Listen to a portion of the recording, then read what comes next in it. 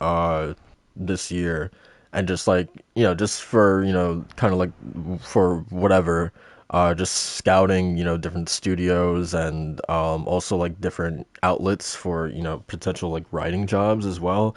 It was the same thing there, like, oh, you need this number of years experience within the industry, you need a bachelor's in journalism, etc., etc. And it's like, god damn, man, like, yeah, it's crazy. Yeah, it's absolutely. It feels like it's overreaching a bit because, and it's like wanting to keep the people that are somewhat new and the veterans in, and then the new people out. Yeah. But then we had the veterans leaving because I will go like on Sony's like career page to see if they have any listings, right? Or even Xboxes or Nintendos, and all I would see would be like managerial and senior positions. Yeah, yeah, And it's like you're not gonna break this constant loop of losing people, or having people that want to retire if you don't bring in the new people and teach them. yeah, for sure. It's like a vicious cycle, and they don't know how to get it out when the answer is super easy. Yeah, and Alana was talking about in Santa Monica that they actually have this lady who like doesn't play video games at all and like hardly knows anything about them. I think she may be a writer. But having her there is like super valuable because she constantly like breaks the game and is thinking of things that they don't even think about. It's just like super helpful like feedback because they're like, oh, we actually didn't think about that. Let's actually like work on that. Um, yeah. So Hmm. yeah, I don't know, like having people with like not a decade worth of experience in game development could actually provide like a new it's a new perspective, at least in that case. 100%, yeah, yeah. Let me go and check the podcast. Back. All right. Dance monkey dudes. I will. We will. On my Um, sir. you guys were talking about Game of Thrones earlier. Have you been watching The Wheel of Time? Wheel of Time, I've been reading a lot more on people watching it and praising it. I haven't really gotten to it. Is it worth it? Oh yeah, it's pretty fucking cool. I it's only there's only 5 episodes out right now. Um, Okay. yeah, Amazon is doing they did the same thing with The Boys, where they like released Hmm. the first 3 episodes and then after that it was weekly. Which Right. I don't know. I To like hook you. Yeah, I don't know. I kind of hate it, but it's whatever. But yeah, the show is really cool. I mean, it's like Game of Thrones, like The Witcher. It's like the OG like fantasy book series that came out in like the 90s. Um, and yeah, now it's getting its own like TV adaptation, which is pretty cool. And it's like it's gritty and like pretty grounded. It's not too fantastical, or is it? Um, I mean, yeah, it is gritty and dark. I mean, I think the last of this newest episode was probably the darkest so far. Mm. But yeah, there's magic spells and monsters and that sort of thing. Right, right. Not too much like, how Game of Thrones, like when you talk about magic, it's more so like taboo and stuff like that. Yeah, with this magic is more of the forefront. Yeah, Gotcha. Yeah, I've been first time I heard about it actually was like a sibling. Like they told me about it. I'm like, wait, you watch this? Like I didn't know they watched like fantasy, and they compared it to Game of Thrones. I'm like, oh shit. Like, I mean, I'll give it a shot. I haven't gone around to it. Last thing I watched was Arcane, and I watched that twice. I didn't really watch anything else. I needed to rewatch it because surprisingly so, speaking of that one, you can watch Arcane once. A second time, you can appreciate certain things that you didn't the first time, and it makes the experience like that much more worth it. It's interesting. It's like it encourages you to rewatch, and it rewards you pretty well because you notice stuff that you didn't notice in the beginning. Kind of like many shows do that, I guess. Um, yeah. it's it's really God, good. I was I was watching just randomly, like I don't know. I fell in this trap of like, I'll just watch a random episode of Dark, and I Mm-hmm. think it was like the first or like the second. It was like early on in the second season, and I've told you guys before that it deals with time travel and different versions of people and et cetera, et cetera. Real And quick, we're good on audio fronts and everything else. So, but all right, continue. cool, cool, cool. So the 33-year-old version of the main character, who's like a 19-year-old kid when you meet him, he comes in contact with his mom, and his mom is like, obviously like, what the hell, like you're supposed to be 19, like how is this possible, et cetera, et cetera.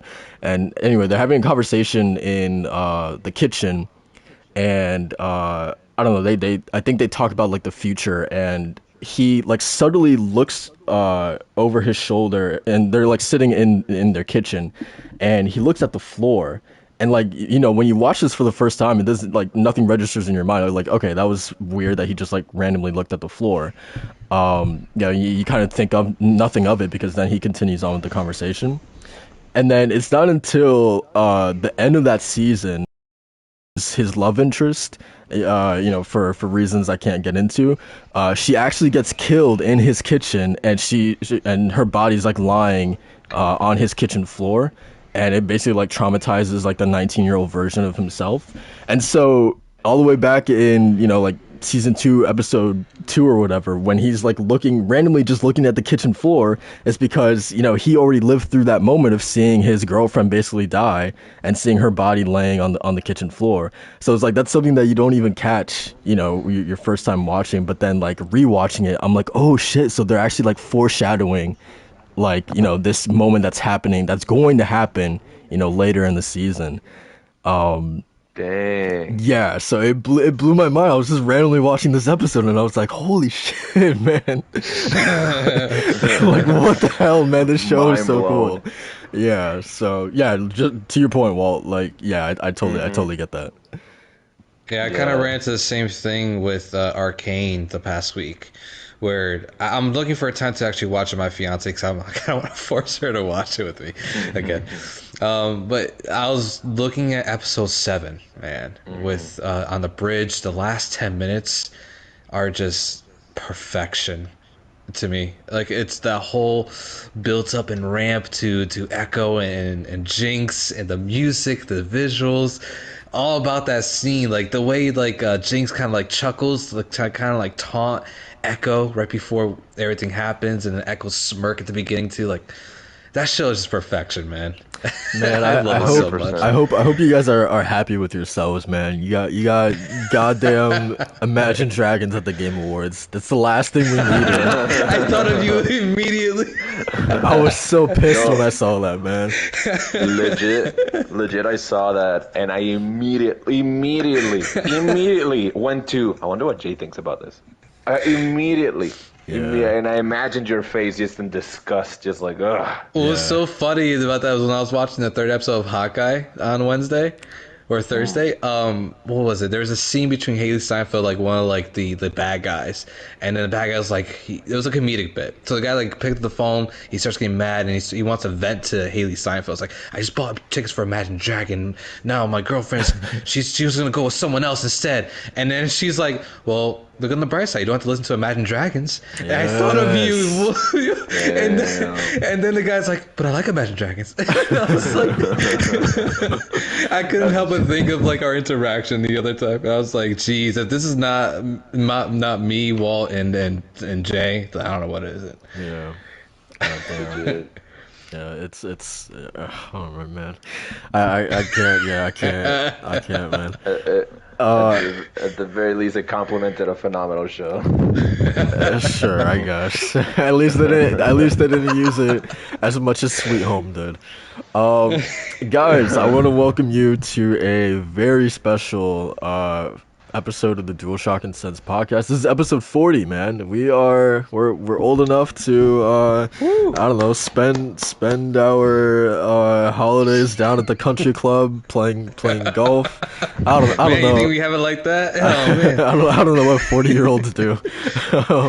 But listen, I got my two wonderful co-hosts with me. I got Walt here. How you doing, man? What's going on, y'all? Walter, the manga maniac, and oh my goodness, it's surprisingly enough, during the middle of this week, I was kind of worried. The topics were kind of not there, but come yesterday, and even Thursday on, bruh, they came in guns firing. We have a couple of things to talk about. Good, both good, and bad depending on who you ask, because some people just keep that energy pretty. It's odd, y'all weird, but we'll see. We'll get into the weeds of it. But excited to talk games and more, man. Yes, sir. Yes, sir. We also got Macho. What's going on, man? It's my time. It's my time, good sirs. December 3rd was quite a momentous occasion. If you haven't heard, the critically acclaimed MMORPG Final Fantasy 14 has been expanded with an expansion. Endwalker, baby. We went from Endwalkers to Endwalking. We are in this expansion deep and diving. Let's go. Let's go. I'm ready for it. Welcome to episode 40, man. I'm excited. With that, thank you for tuning in, and that's the podcast. I wish we were on Discord or Zoom or something like that, so I could just mute your mic whenever you do that. But yeah, as Walt alluded to, we got some nice topics for you. Guy, move out of the goddamn way! What the hell are you doing? But yeah, we got a oh my god, this game is losing it right now. Anyway, JJ. Oh my god, that frame rate was dipping hard. Right? Right? She literally looked like, I don't know, like a slideshow, man. Like a Microsoft Paint or image or something. Jesus. To our audio listeners, what are you playing today, Jay? We'll talk about that. Because we are about to jump into the games that we played. And, hey, whoever wants to kick it off, go ahead, man. What I you don't guys know. been Maybe playing? some expansion came out, so I bet that dude wants to talk about it. I mean, the funny thing is, though, I can't really talk too much about it because I haven't delved too deep into it. What I can say though, for at least, I got to the first new area of the expansion, Old Charlian, and the music is absolutely incredible. The whole setting itself, just to kind of paint you guys a picture, is kind of like a fantasy Greek architecture, where their entire culture is inspired by the water that they're next to. So it's a completely seaport city, and a lot of their architectural designs are inspired by the swirling water. So we have a lot of fountains everywhere. All the buildings are in white as well. So it has a very Greek kind of look to it, very ancient kind of fantasy-ish to it, which makes sense because this area has a very big historical significance in Final Fantasy 14. So I just reached that area, and it's slow in the beginning because it's really setting up the story and kind of also bringing it along in pace before the big stuff happens. And I can't talk enough about this music, man. Masahiro Soken is a god. The music just harkens on a sort of it uses the acoustic guitar along with the main theme involved in the entire expansion, and the way it just harmonizes with everything in the night version and the day version of it just really echoes kind of this place I've been to before, but obviously it's my first time being here. So I'm already getting the feels for the 14 expansion, man. It's some good stuff. I love it. The new changes too with some of the classes. I'm experimenting with my main class, the monk. The new classes, the raid or the sage and the reaper. I dabbled into those a little bit. They're very fun. I wanted to explore a little bit more. Can't really touch more on that, but so far this expansion is hitting the notes that I wanted to hit, and it's fun, man. It's fun. So Nice. yeah, it's good. It's a long time coming, so I'm excited. But I mean, I wanted to touch on that, but I wanted to bring it to attention another game I've been playing that we talked about last week, and we talked about Hitman 3 to ad nauseum already. But man, I didn't think I would have enough time, but I made time, and I just played and beat Hitman 2 Nice. between the last time. Yeah, beat Hitman 3 and played and beat Hitman 2, man. Oh damn. Okay, you said Hitman 2. Yeah, no, Yeah, I beat yeah. Hitman 3 and I beat Hitman 2. Nice. Let me just say, man, I understand now. I Addicted, understand where the love. Yeah, exactly. The addiction. I understand where it all comes from now. Yeah, And it's fantastic. and, dude, and now that you beat it, are you still? Is Miami still the one that stands out the most in two? no. Which one is it? Funnily enough, Mumbai stands out the most to me. Oh, Which I love the last map too, which is the whole castle and the yeah. I forgot what the location's called, but that was really cool.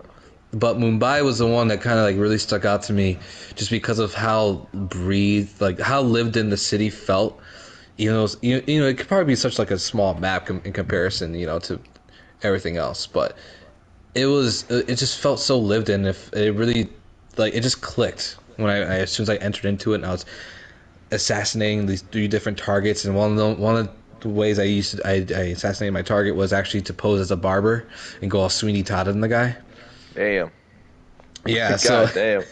yeah, and the other one was using a fan, like a huge fan on the movie set. So just basically disguise yourself as one of the crew, the movie crew members, and then tinker with the fan so that it just blows like fast air, so that the guy gets blown off the building. It was the funniest thing in the world. And then the achievement was, I'm a big fan. I'm just like, oh my god, these tongue in cheek. Whoa, Macho was like, oh my god. yeah, pretty much. Legit. Fucking. That's the level that has 3 targets, right? Or 2 targets? 3, yeah. Three, yeah. That one, I remember the first like cinematic, quote unquote, or like prepared kill that they have for you, like objective kill, was where you pose as, I believe it's one of the workers, like one of the managers in the slums, and you go meet the queen of the slums or whatever her name is, and when you're talking with her, she's like explaining, all the terms with you and whatever. And then all her bodyguards, very conveniently, of course, it's a video game, they're all not looking at you. And then the 2 people that are there, they decide to just talk, looking the other way. And I'm like, oh, okay, I guess this is where I kill her. But then I'm like, but I don't have anything on me. But then I see a ledge, and I'm like, oh. I just push her and I leave. I'm like, I don't know what happened to your boss, y'all. She just disappeared on me. That goofy nature of it is hilarious. Yeah, I love it. Yeah, man. It was really good, but nice, man. Yeah, in Miami, there was the same thing where like there's like bodyguard with like one of your targets the entire time. And the way I lured him out was that I posed as the Florida man, and I served. Oh, no. I served My coconut. greatest nightmare. I served coconut balls to this guy because it was his favorite treat. Yeah. And I ended up poisoning one of them. Yeah, so I got him some bad coconut balls, and then he ate it, and he started throwing up like near the sea. His bodyguard's like literally 10 feet away from him. I just go around the other side of where the bodyguard won't see me passing through him. And I just kick his ass off into the ocean. And I guess he just drowns. I don't know. But the bodyguard just doesn't turn around, doesn't pay no mind whatsoever. Yeah. So yeah, I understand the love and addiction to Hitman now. And I just wish that expansion didn't cost like $40. Yeah, man. Because I would love to play in New York and the other one. Yeah. I forgot what it was The called, but- island. Yeah. Is that the last resort one? Oh, no. Yeah, those are the 2 extra maps in like the expansion as far as I can see. And those are like God. really, really good levels. Really? Oh, man. Yeah, like probably among the best in the series. God damn. Yeah, so yeah, it sucks. It really sucks. But dude, yeah, that's awesome. I'm really glad that you enjoyed them as much as you did. Yeah, dude, I'm excited to go back to them once I end my Endwalker binge. But yeah, I literally, it's literally in the back of my mind every time where like if I don't feel like playing Endwalker for some shape or form this month, I'm absolutely going back to Hitman 3, going back to Dartmoor, going back to Dubai as well, and also maybe even get into the free content they released this month with the Hitman Santa Claus outfit. I haven't touched any of that stuff. I kind of want to check it out. I want to see what they do. Yeah, yeah. I kind of want to as well. Um, but yeah, man, that's awesome. And you haven't gotten to Hitman 1 yet, right? No, not yet. No. Okay. Yeah, you should. I'm thinking about it. I'm thinking about it, but I don't know. I'll go based on your guys' opinions. Is it worth going back to Hitman 1's I mean, levels? yeah, I think so. There's three levels in it. I mean, you might feel different. There's three levels in my opinion that are kind of rough, like in terms like they're not my favorite. They probably like rank amongst like the bottom of the barrel for me, especially the Colorado level. But man, the Paris level, Hokkaido, and I feel like I'm forgetting. Oh, Sapienza's. Well, goddamn, Sapienza's so great. Yeah, there's obviously levels in that game that you need to play for sure. So yeah, Dope. I think it's worth it.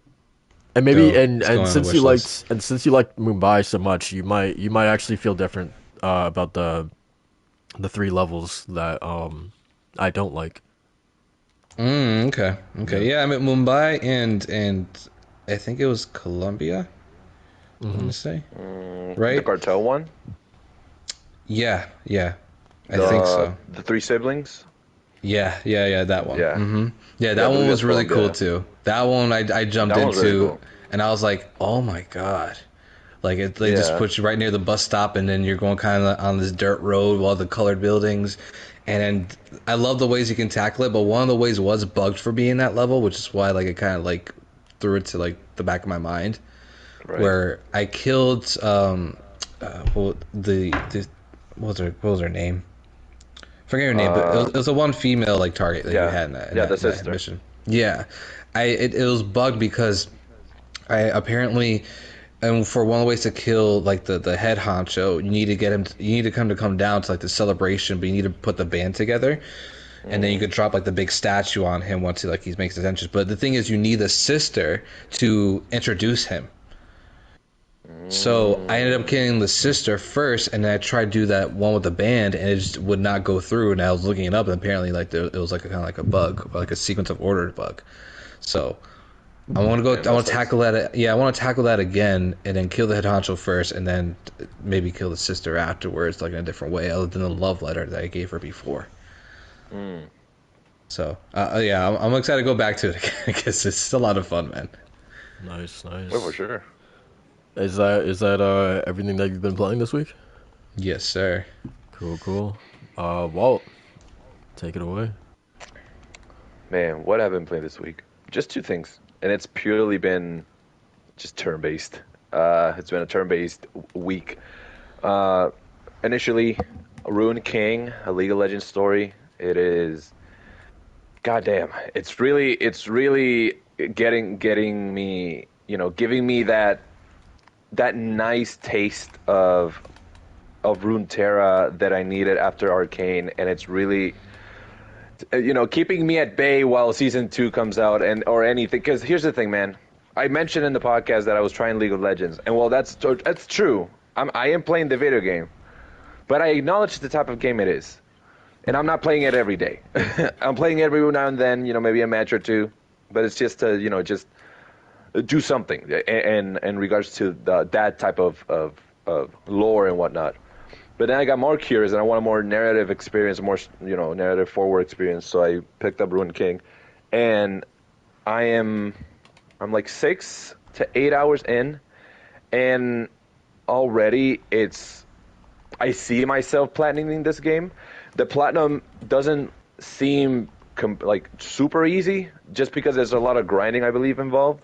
Uh, as much as I got used to like the P5 style and pacing, how quick the battles there are.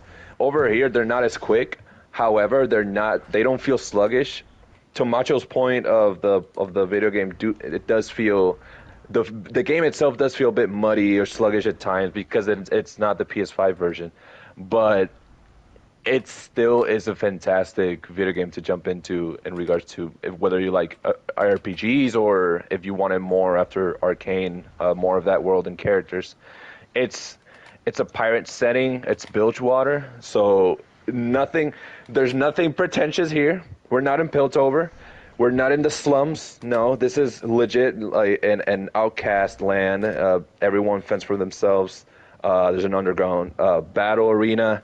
There's people getting killed for debts. There's different side quests you can pick up of like enforcing debts or tax, not tax collection, but like money. You're collecting money for this Piltover resident that moved in. So you're like being his crony, kind of like Arthur Morgan in Red Dead. You're just looking for money for this guy and beating people up if you need to. Not the most ethical of professions, but hey, you can't really do much in that world. Everyone's just out for your throat. The combat, I mentioned to Macho that it reminded me of Child of Light, and effectively, yeah, it's very similar to that in that regard. It shows you the order of the enemies on the bottom of the screen with something called the lane system, which essentially, depending on the type of attack that you give, you can perform attacks in either the earlier you can or the later you can. However, you're rewarded. Really late, it's a really powerful attack. However, you're gonna get hit by every single enemy on the screen. But if you survive, hey, that's a free attack with maximum power. But essentially, like Child of Light, you can manipulate the target's initiative order. So whether that be through moves or potions and whatnot. So it's really dynamic. I'm really enjoying it. It's more in depth than I thought, and I'm having a good time because lately I've tried other turn-based games and they've been since P5 spoiled me because it was just so much fun. But this one's really doing its fair share of fantastic things. I gotta ask you one thing. What's up? How are the boss fights? The boss fights are very epic. First of all, they feel like boss fights. Cool. So do you have your human boss fight? So you have your one, but it's very distinct. So you do see the enemy, have this presence on the battlefield. Whether that be a pirate captain, or what do you call it, a drug lord, or whatever the case may be. But then there's this boss, for instance. It's this big ass like sea serpent, and you're on a ship, and you just see this creature just come from the depths of the ocean and puts its two legs on the ship, and takes over the entire right screen, and you're essentially fighting this behemoth of a monster, and it feels that way, And you have your party, and you do all your moves and whatnot. Obviously, in those cases, it's a bit more sometimes challenging. Because it does have, every type of boss that is that big has that one bullshit move that you have to prepare for in some way or form. Which is not a one-hit kill, but it's definitely oh shit, I might die if this hits me at full potential. So it definitely feels like a boss fight, which is what I want in boss fights. Not just a Far Cry 6 situation where, well, not a terrible game, it's a Far Cry game, but boss fights are just, oh yeah, just spam this grenade launcher and the enemy dies in like 3 seconds type of thing, Bosses are not like that. It's a fantastic game. I'm really enjoying it. And other than that one, SMT5, I'm still getting through it. It's still hard. It's still a really hard game. I'm still looking for the heart, man. I can't find the heart that Persona 5 has, It's kind of rough. I'm hearing that the game's story is a little lackluster, or the characters. Would you agree, or I would say that in my case, I acknowledge that, but I don't think that's the game's strongest feature or strongest aspect. That sounds like that article may have been right then. No, here's the thing, man. Oh, Jesus It Christ. sounds like people jump to conclusions without playing the game first. Here's the thing, man. SMT, I've played maybe another SMT in the past. I don't remember which one, but this one's like the one with like my critical mind, my adult mind, and the story. It's a story. I mean, it gets the job done. You know, there's a MacGuffin. It's a story. It's not a bad story by any means. It's you expect the things that are happening so far. You know, maybe there's a twist and I'm not there yet. But so far, How long have you played? How long have you played? Like 10 hours. Oh, okay. It's a long ass game. I'm taking my time, grinding away as well. Yeah, if you only 10 hours, you just hit the tutorial. That's it. Oh, I mean, no, I passed the tutorial a while ago. Here's the thing. So far, because I've grinded so much, I'm doing a lot of side stuff. I want to make sure that I'm, I don't get fucked real fast, because I've already made the mistake of not grinding and not saving in a couple of minutes or maybe half an hour, and when I die, it kicks me back to the main title screen, and I have to load back where I was. So I'm taking my time because I don't want to go through that. But so far, the story, it's good. It's not P5 levels of depth, all your confidants and everyone has a plot and whatnot so far. Yeah, you're a demon, you're hunting demons, the world's in chaos. Almost every SMT has been that way. It's good. I'd say the gameplay is its strongest suit, the turn-based combat and the demon collection. It's like Pokemon on hard. But it's really good. I'm really enjoying it. But I'll get back to you on the story once I complete it. I'll be sure to verify whether or not that story holds up, compared to other more heart-filled games. But we'll see. But yeah, man, Ruin King and SMT again. Ruin King is fantastic. I'm really interested in that music, man. Macho, you're someone that appreciates music as well. It's good. It's good. Oh man, I caught a glimpse and pieces of it in my first 5 hours, and it was bringing me back. I think, alluding to your article actually that you wrote yesterday for Arcane fans that are looking for something a little more League of Legends, a little more Runeterra. I feel like it's the perfect pace, because once you jump into Ruin King, it's a different kind of League of Legends story, but you get Absolutely. you get the identity, the DNA of what you've been wanting, which is more of what Arcane is. So you get 100%. A little bit of that in here, just a different flavor. 100%. And for those wondering, you can check that article out at Level 1 Gaming. I shared it in my Twitter handle, at WaltLando on Twitter. Oh, give it a look. Maybe you get to play Ruin King after reading the article. Oh, no. Or maybe you're already playing it, and I'm confirming a bias we have. I don't care. It's a fantastic game. But yeah, man, that's been me.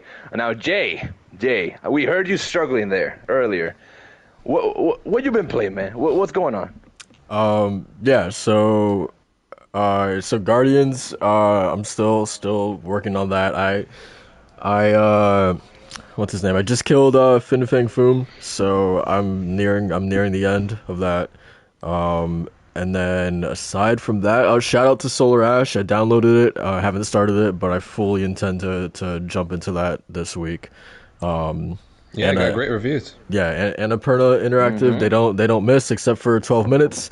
They don't miss. So yeah, very excited to get into another Annapurna published game. The main thing that I've been playing has been Mafia Definitive Edition. This game, I've been playing it like nonstop. This game honestly is the reason why I haven't finished Guardians. Wow. I'm not saying that it's like better or anything like that, but like Okay. but I've been just the story, the presentation, the characters, the plot, all of that stuff just wrapped together has me really like I don't want to put the controller down. What does make me want to put the controller down is the gunplay, is the driving. It's really really bad. So the Um, gameplay. yeah, yeah, yeah. This game is damn lucky that it's got a really really good plot and characters to carry it.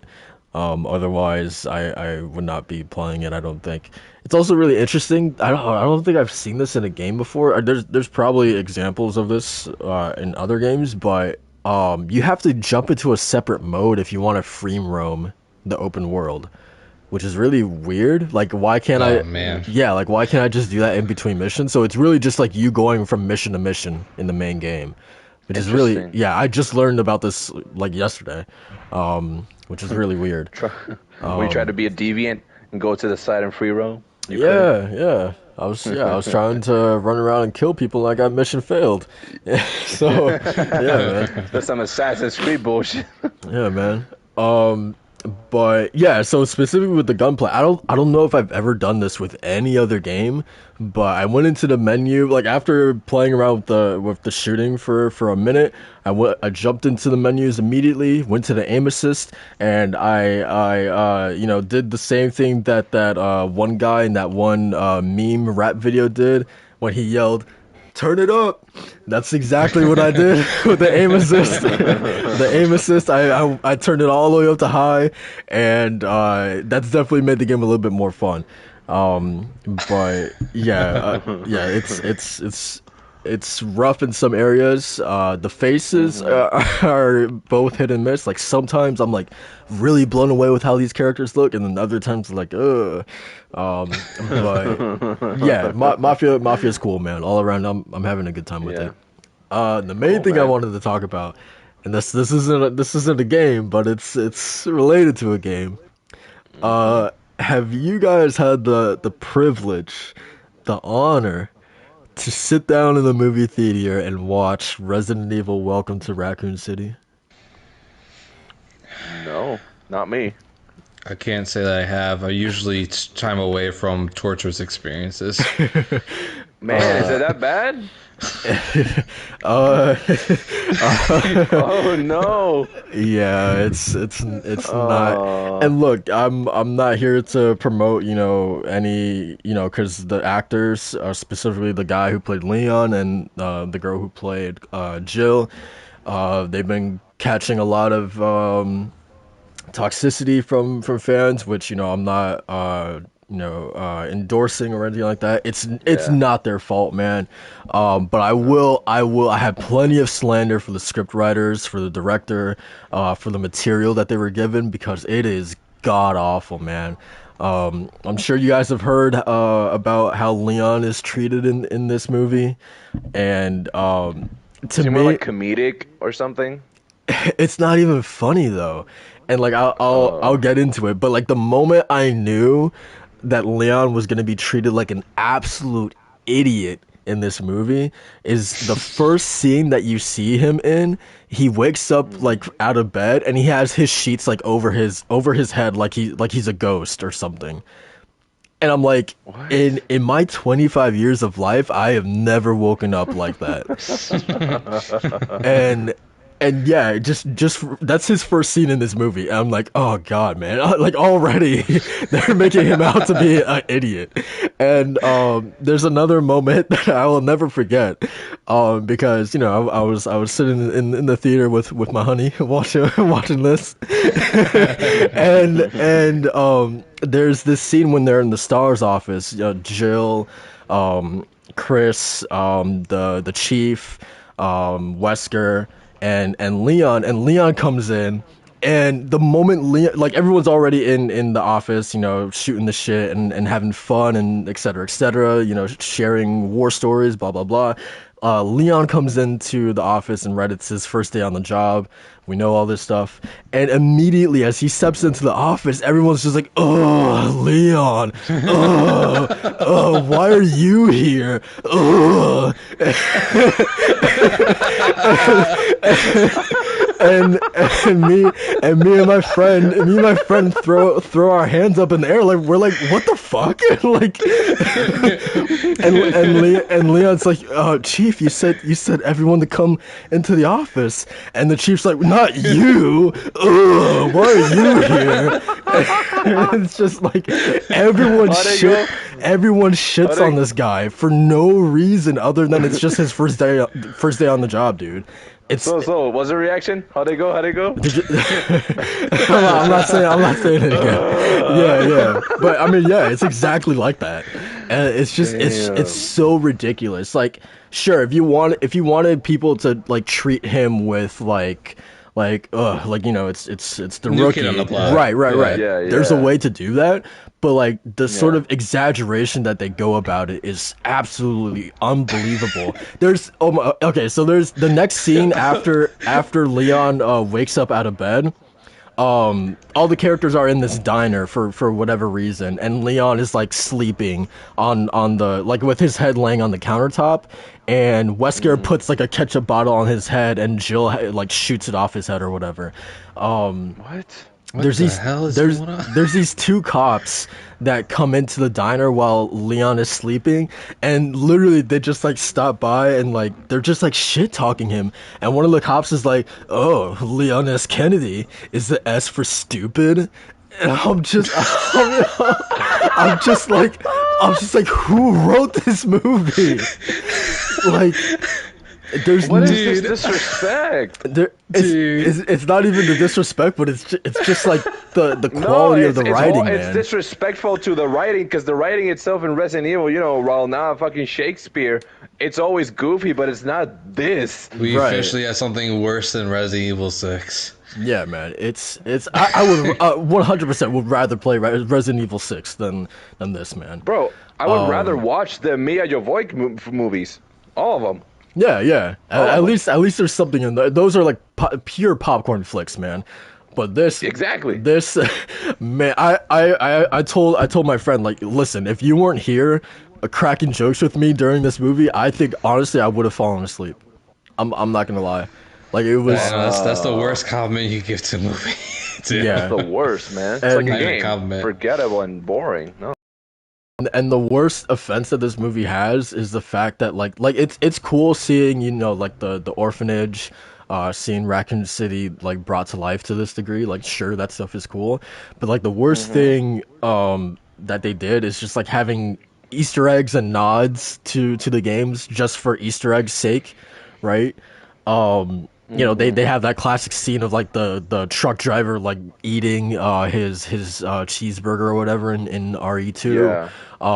This movie is really just a mashup of both RE1 and 2 like slammed together, and by doing that it doesn't allow enough time for either story to breathe, really, because you're bouncing back and forth between the police station and the Spencer mansion, and both of them feel really rushed and short because of that, because you're trying to do both at once. And that, to me, that's the cardinal sin of this movie.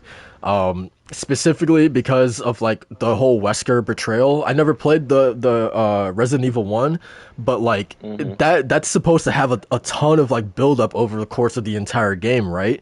And then you know, It's essentially almost the whole game. right, Yeah. and then it's supposed to be the major bombshell of the end of the game, right? Yeah, and in this movie it just completely falls flat because there's no room to like build it up, and it just sort of like happens. So like if I had no familiarity with RE and was watching this for the first time, the Wesker betrayal just happens, and you're just kind of left like, I guess he's bad now. Like, okay. Oh, that sucks. Yeah, Man. yeah, it really sucks. And like the actors, like they try to sell it like they're not bad actors. I think they're great. The guy who plays Wesker, he's in Umbrella Academy. He's in Black Sails. Like, he's really, really good, man. But yeah, it's just the material that they're given. It's just rough.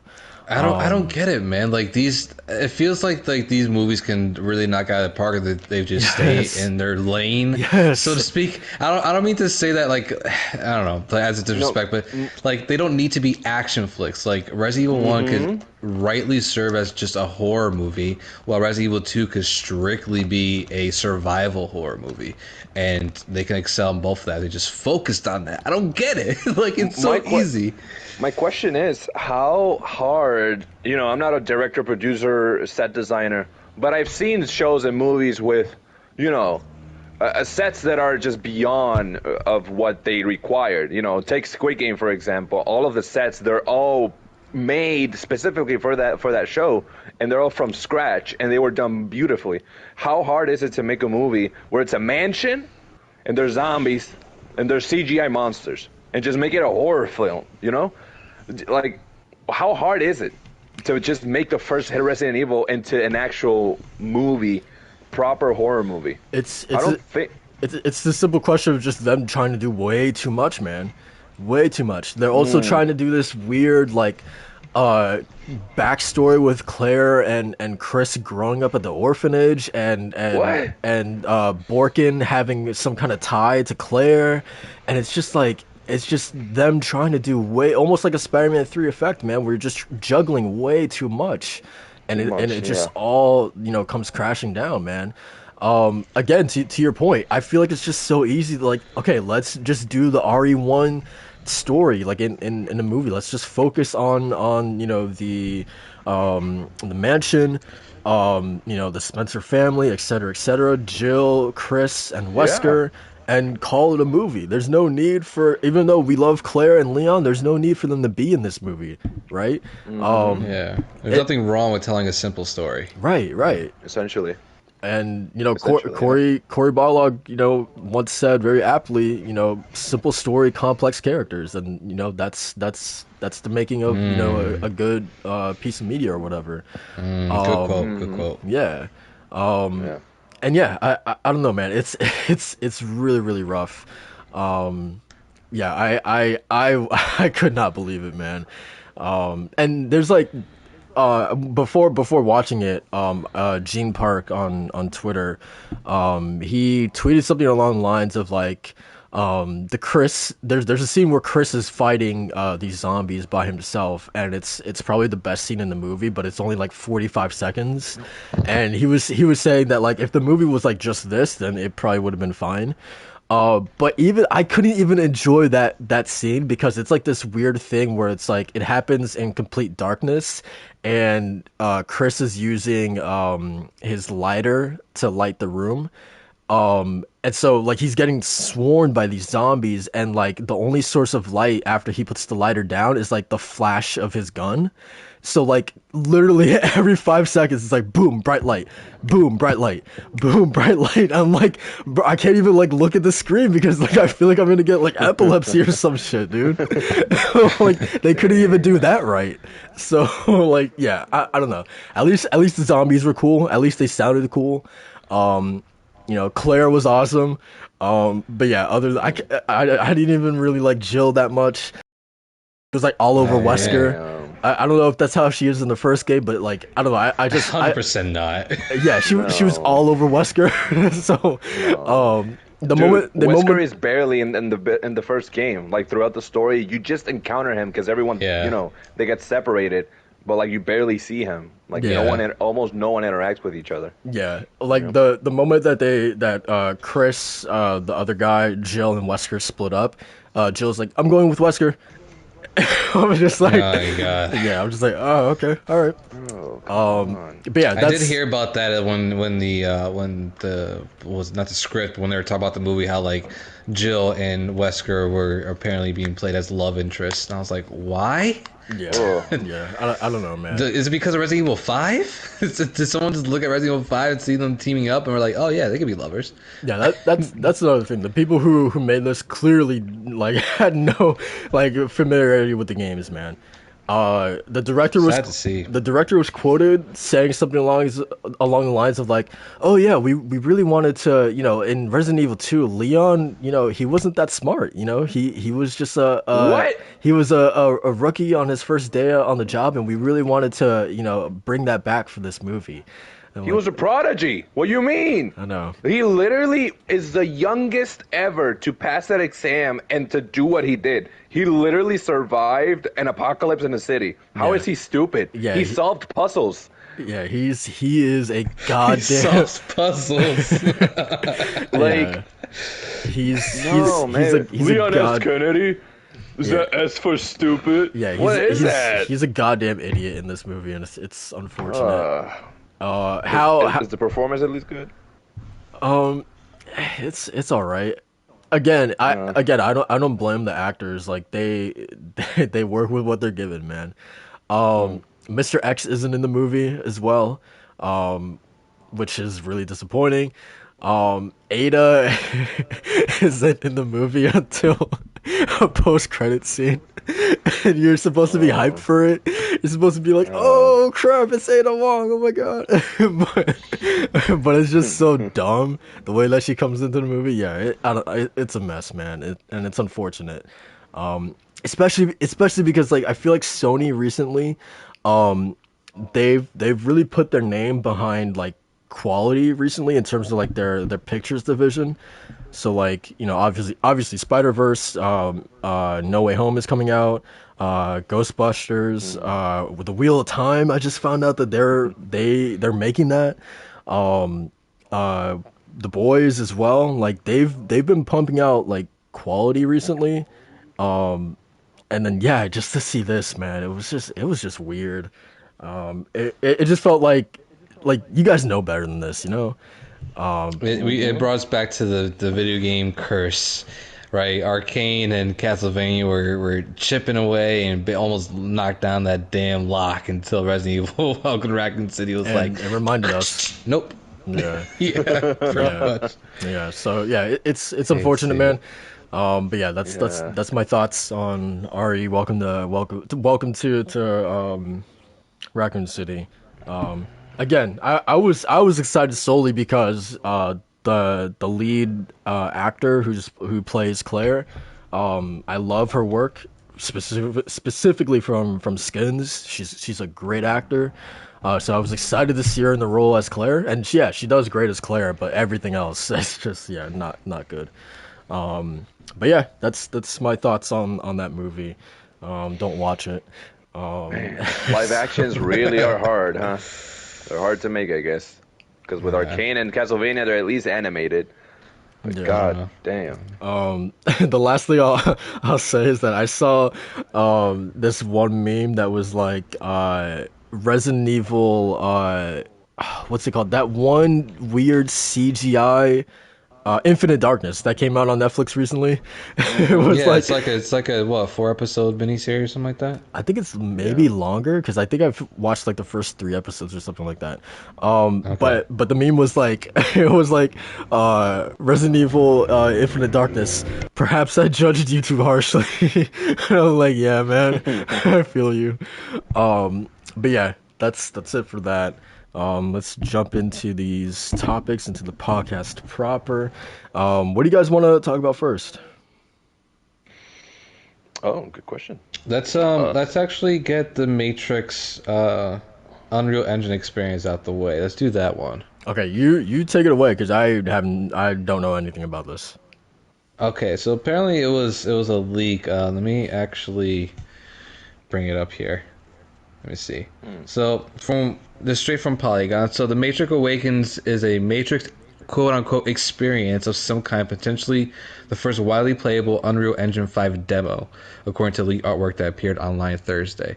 So more or less, I think that we can kind of expect this to kind of be announced at the Game Awards, which is a topic that we'll get into a little later. But it's more or less kind of apparently it's Unreal Engine 5 maybe like it's a demo. Obviously it's going to tie into like the new movie that's coming out, but I wanted to bring this up to you guys because it seems like we're getting like a lot of like these experiential demos that come out on PlayStation 5 where like you can only pay for like 20 minutes with a specific like a time slot, if you guys remember that. Yeah. And the other is now the Unreal Engine 5, which you know is what this can really do. Maybe it's actually going to show us like the power of PlayStation 5 or next gen consoles, whichever the demo's going to be at. Are you guys even Matrix fans at all? I'm not a Matrix fan. I never watched the movies. Yeah, me So neither. to me this kind of like a fart in the wind. But the fact that there's like an Unreal Engine 5 kind of label attached to it makes me interested just to kind of like check it out and see what future games could be like. Yeah, if it's free, I'll check it yeah. out. But other than that, yeah, Yeah, I've also never seen the Matrix movies. All the 40-year-olds watching our podcast, if you watch our podcast, probably throwing their fists up in the air right now. yeah. Watch Ghost in the Shell instead, man. That's the OG. And Blade Runner. But yeah, I've never seen it. So Yeah, and I, I have no input to this. Do any of you think that Keanu Reeves is gonna make his second appearance into a video game with this one? Yeah, probably. Honestly, that would be the smart thing to do. I It'll be mean, cool, right? At least I would think so. yeah. I mean, I, I take anything, any excuse to get more Keanu Reeves in any medium. He's really awesome. I love them as Johnny Silverhand. He was fun. I'll enjoy him anywhere else. Yeah, yeah. I think it's just interesting that they're really kind of like firing on cylinders when it comes to Unreal Engine 5, and because well, from we saw from like the last gen at least, where it took like everybody's using Unreal Engine 4, and that's kind of like everybody's home base for game development. But with Unreal Engine 5, the developers, I think it was from what Epic was talking about it when they first introduced it, where they want the transition to be a lot easier, and the fact that we're seeing it like what a year after these new consoles come out, and to see some sort of implementation, even if it is a demo, that they still have something in the works. It's interesting. So I'm wondering if like any other game from PlayStation's side is going to be using Unreal Engine 5, like for instance Wolverine. Do you think that'll be one of the first like PlayStation exclusive games to use Unreal Engine 5? It'd be Nah, interesting. it'd be Ben's studio because they used Unreal Engine for Days Gone. Insomniac has their own proprietary engine that they use. Okay. I think. I mean, don't quote me on this. I think. What's their name? Pixel Opus uses Oh, they do. Unreal. They do. Several teams, I'm sure, uses Unreal, but teams like Guerrilla obviously has Decima. Naughty Dog has their own engine. Santa Monica has their own engine. Insomniac has their own engine. But yeah, I'm sure. I would even. I wouldn't put it past Housemarque uses Unreal. I wouldn't be surprised about that.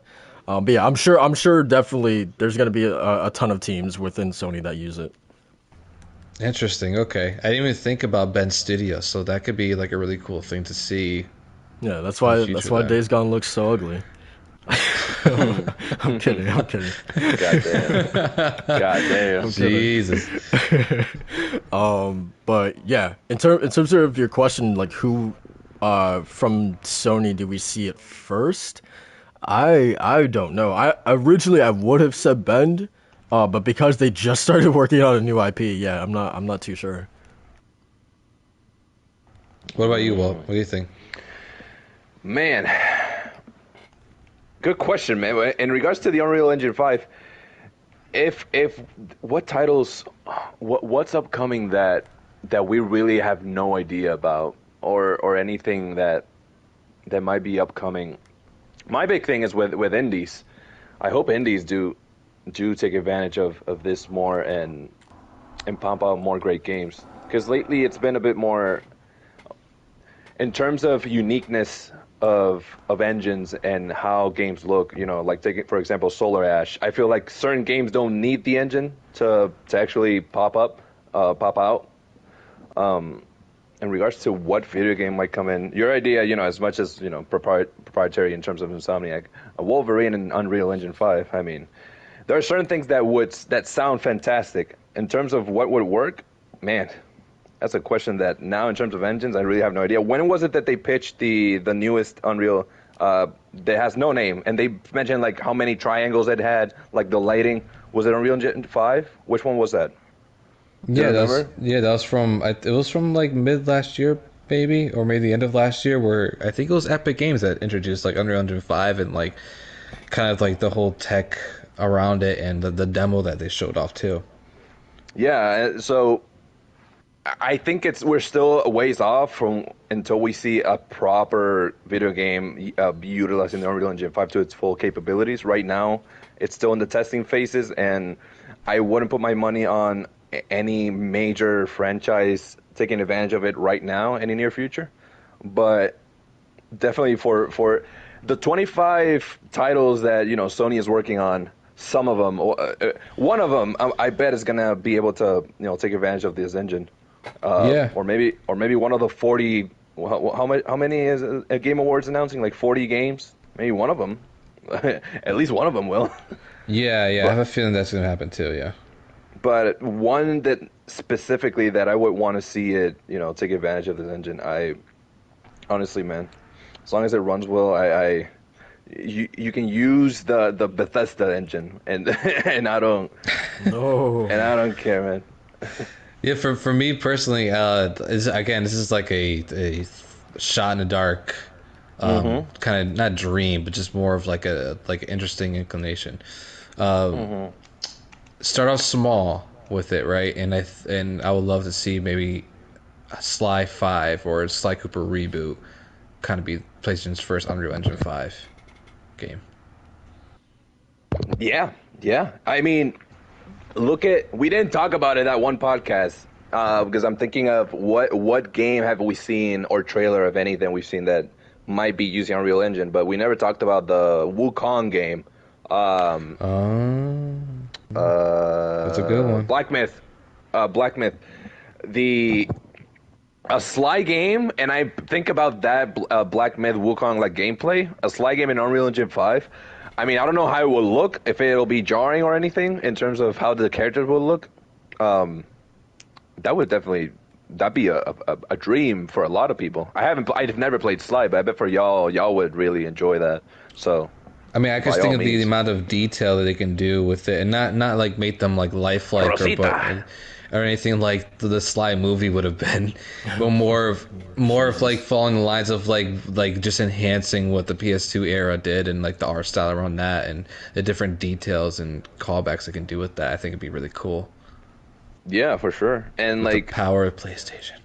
And oh yeah, the PS5, man. and one of the games that I don't think we've seen gameplay for, but definitely would be, thinking of, I'm literally thinking about what you two would like in video games that you two like, and I'm thinking I thought Hellblade and Senua's what's the new title for the second one? Senua's Saga. Senua's Saga. That one. With Unreal Engine 5, I mean, that would make sense, and that would look phenomenal, I think. Yeah, it is. It is using Unreal Engine 5, and then also the next Gears of War game, I think, is using it as well. Yeah. Oh, yeah. Okay. Yeah, I think Senua's Saga is actually like still in pre-production, probably. Really? At least it wasn't in the middle of last year from their dev diary that they had, I think. But you gotta imagine now that they're probably like, really heavy into development right now with that. Right. But you see, these are games that make sense that they would take advantage of. Not every game. Exactly. It's like when people recreated Ocarina of Time and the Unreal Engine. That looks disastrous. I don't know why people find that attractive. Like it's or Mario, bro. What? No, the aesthetic, the damn DNA of Mario or Zelda, like that's not what it is. That ain't it, bro. That ain't it. Like every engine has its game. Not because it looks 60 frames per second, 4K goodness means that it should look like photorealistic or semi photorealistic. No. But yeah, but in this case, games like that, like Senua, do God of War, imagine that. God damn. Be wild, yeah. That'd be wild. But yeah, man, that would be more. Or even the new Dragon Quest. But just thinking new games that are coming out in the near future. Even Horizon, man. There's a lot of games that could benefit from it, but will it happen? Nah. Nah. No, yeah. We're still in the early phases of that engine. Okay. So yeah, that's Unreal Engine 5. You guys want to quickly give some love to the PS1? Quickly. We're giving that love to PS1 right now. Yeah. Quickly. Shuhei Yoshida is listening on us right now. He's waiting for us to talk about it. Nah, he ain't listening. I gotta admit, and hey, y'all might slander me for this one, but I never had a PS1, man. Never had a PS1. Wow. My host of a PlayStation podcast, you never had a PS1. Hey man, don't revoke my PlayStation card. My only memory of the PS1 is playing Crash at the dentist's office, and that's it. Wow. It's valid, I guess. It's some sort of memory. Wow. Okay. Yeah. Am I so? Well, what's your? Cause am I the only like OG here? I've never owned a PS1. Oh, yeah. Wow. I What kind of I PlayStation was podcasts are And we? Hey, man. you were slandering me? I'm slandering Walt right now. Hey, man. That W isn't for a win, that's for sure. Hey man, I was on Nintendo, baby, man. I only had Nintendo consoles. My first PlayStation console was the PS. I never had a PS1 or 2. Damn. So Even I'm not that yeah, dumb. man. Listen, man, I was that guy that had a cousin with a PS2, and I thought I'm not interested. I'm not until the PS3 came about, and I saw the man. goodness of PlayStation, man. Yeah. Yeah, you're too busy jumping on Goomba's head to realize that you can shoot zombies with Leon Kennedy. Or I can do side that with on Donald GameCube, and though. Goofy and save the worlds, man. What's going Hey, on man, here? That's I can the still reason play I didn't Resident play. Evil on GameCube.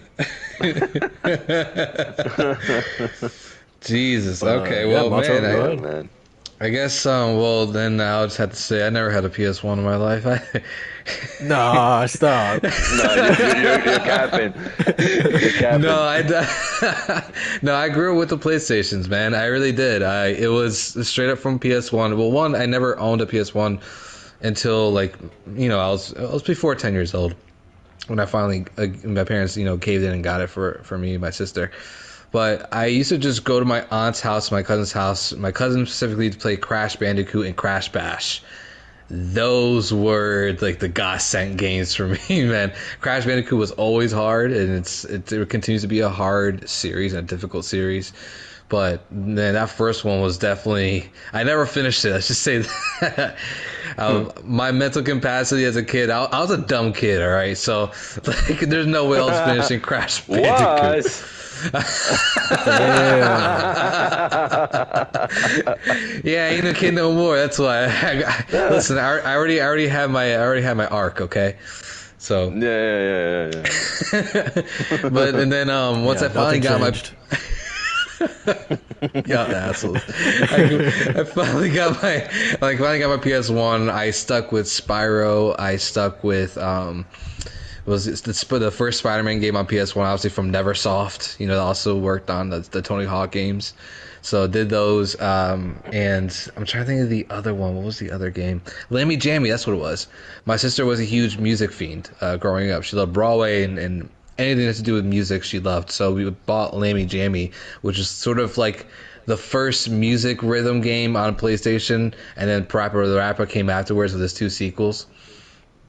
So the OG for me was Lammy Jammy, and that was just like a ton of fun, just gaming with that with cousins and coming out from our backyard pool and just going into the living room and just playing PS1 games. Man, it was a ton of fun, and I have fond memories of that. I still remember like it was yesterday, and probably the biggest thing for me, like the one that I played like repeatedly, because again I was a dumb kid, didn't finish games, I just played them, was this disc that I got in a magazine. I forgot what magazine it was, but it was a disc called Jam Pack.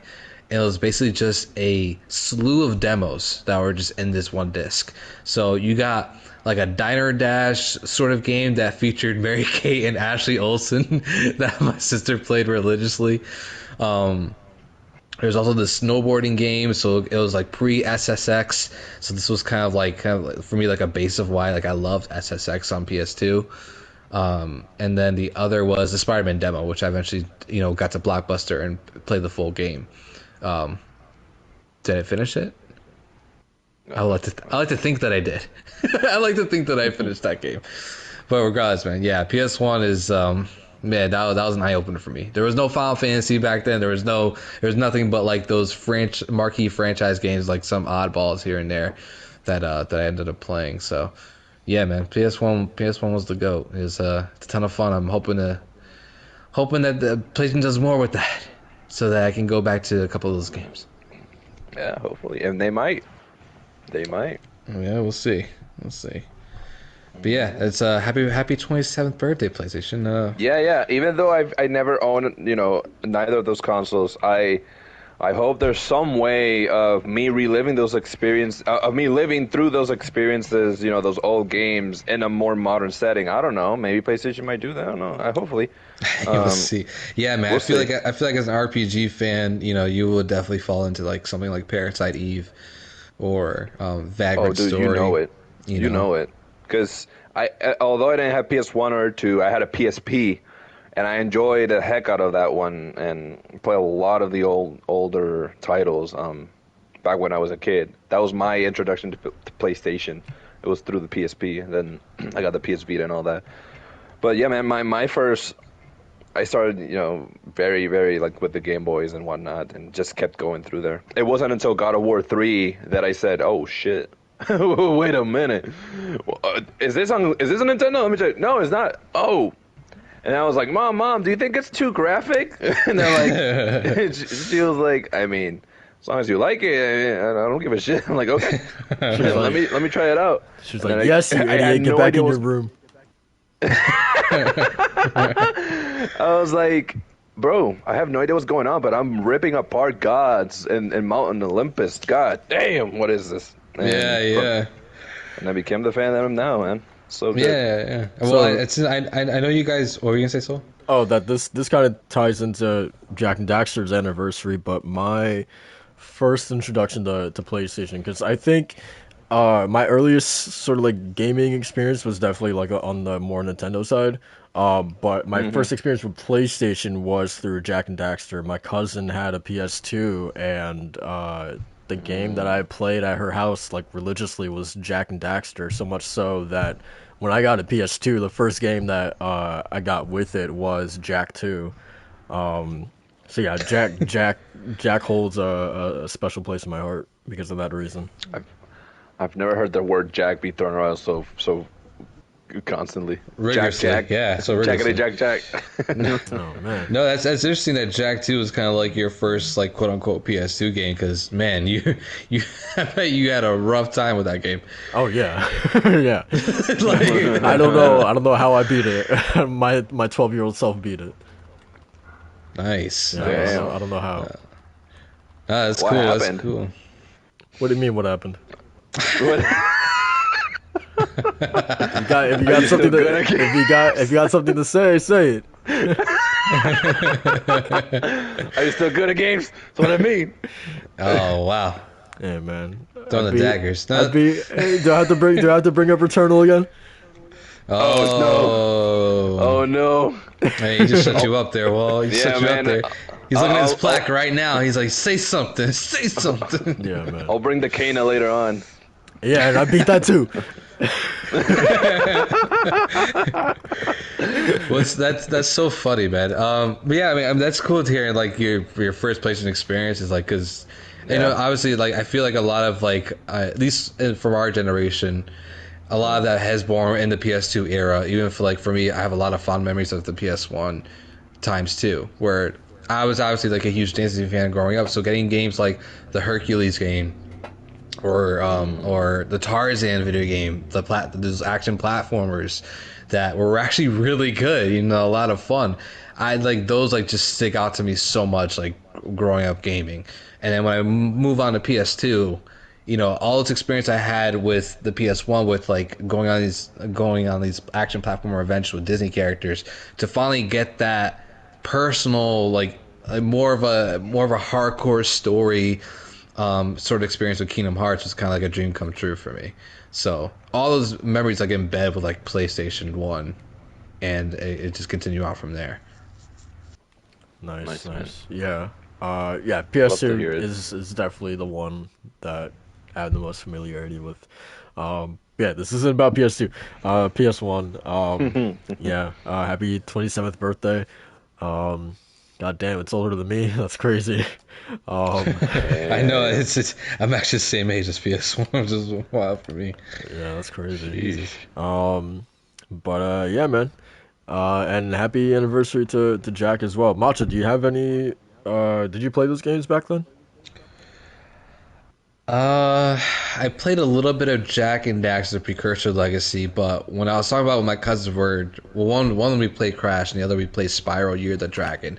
Those were the two that got bounced. I never played a Jak I never played a Jack game until like I revisit them on PS3, so to speak, quote unquote revisit, and I actually played a complete Jack because like I can see why like people fell in love with that game some odd years ago when I first played it on PS3 when it came with like trophies and update and stuff like that. So it's a ton of fun. I never finished Jack 2 though. Never finished Jack 3. I don't think I will. I don't blame you. But Jack and Daxter 1, yeah, it's one I would absolutely go back to and replay. Yeah, it was so ahead of its time as well, man. Yeah. No loading screens between each of the major locations. Like it was essentially just one large open world. Even though you're traveling to all these different biomes within that world, yeah, it was pretty crazy that you could just go from the beach village all the way up to the volcano area without a load screen. It was pretty wild. Yeah, that's actually surprising to when I first played it. Like it's one of those games where I'm like, wow, this is actually really impressive. And I think a big trademark of it though is obviously the protagonist characters, Jack and Daxter, where like their chemistry is like what really cemented the PS2 era. And I feel like, it's the most memorable. Jack and Daxter, Ratchet and Clank, and Sly Cooper, like all those personalities, they're just fantastic. But Jack and Daxter is definitely one that just stands out from the rest so much. Yeah, man, for sure. Yeah, that was a legendary time in gaming, man. I miss it. Seriously. But yeah, that's Jack and Daxter and the PS1. So I guess we should move on to sort of the main topic this week that just kind of came out of nowhere. So let me actually pause my game, man, because I'm having a shootout and I don't want to die. Uh, okay, so going to off of Jason Schreier's tweet. He kind of broke this big scoop that Sony is planning a new subscription service codenamed Spartacus to take on Xbox Game Pass. It's being pitched as a 3-tier service that will merge PlayStation Now with PlayStation Plus. The highest tier could include PS1, PS2, and PSP games. So the service is expected to come out in spring 2022.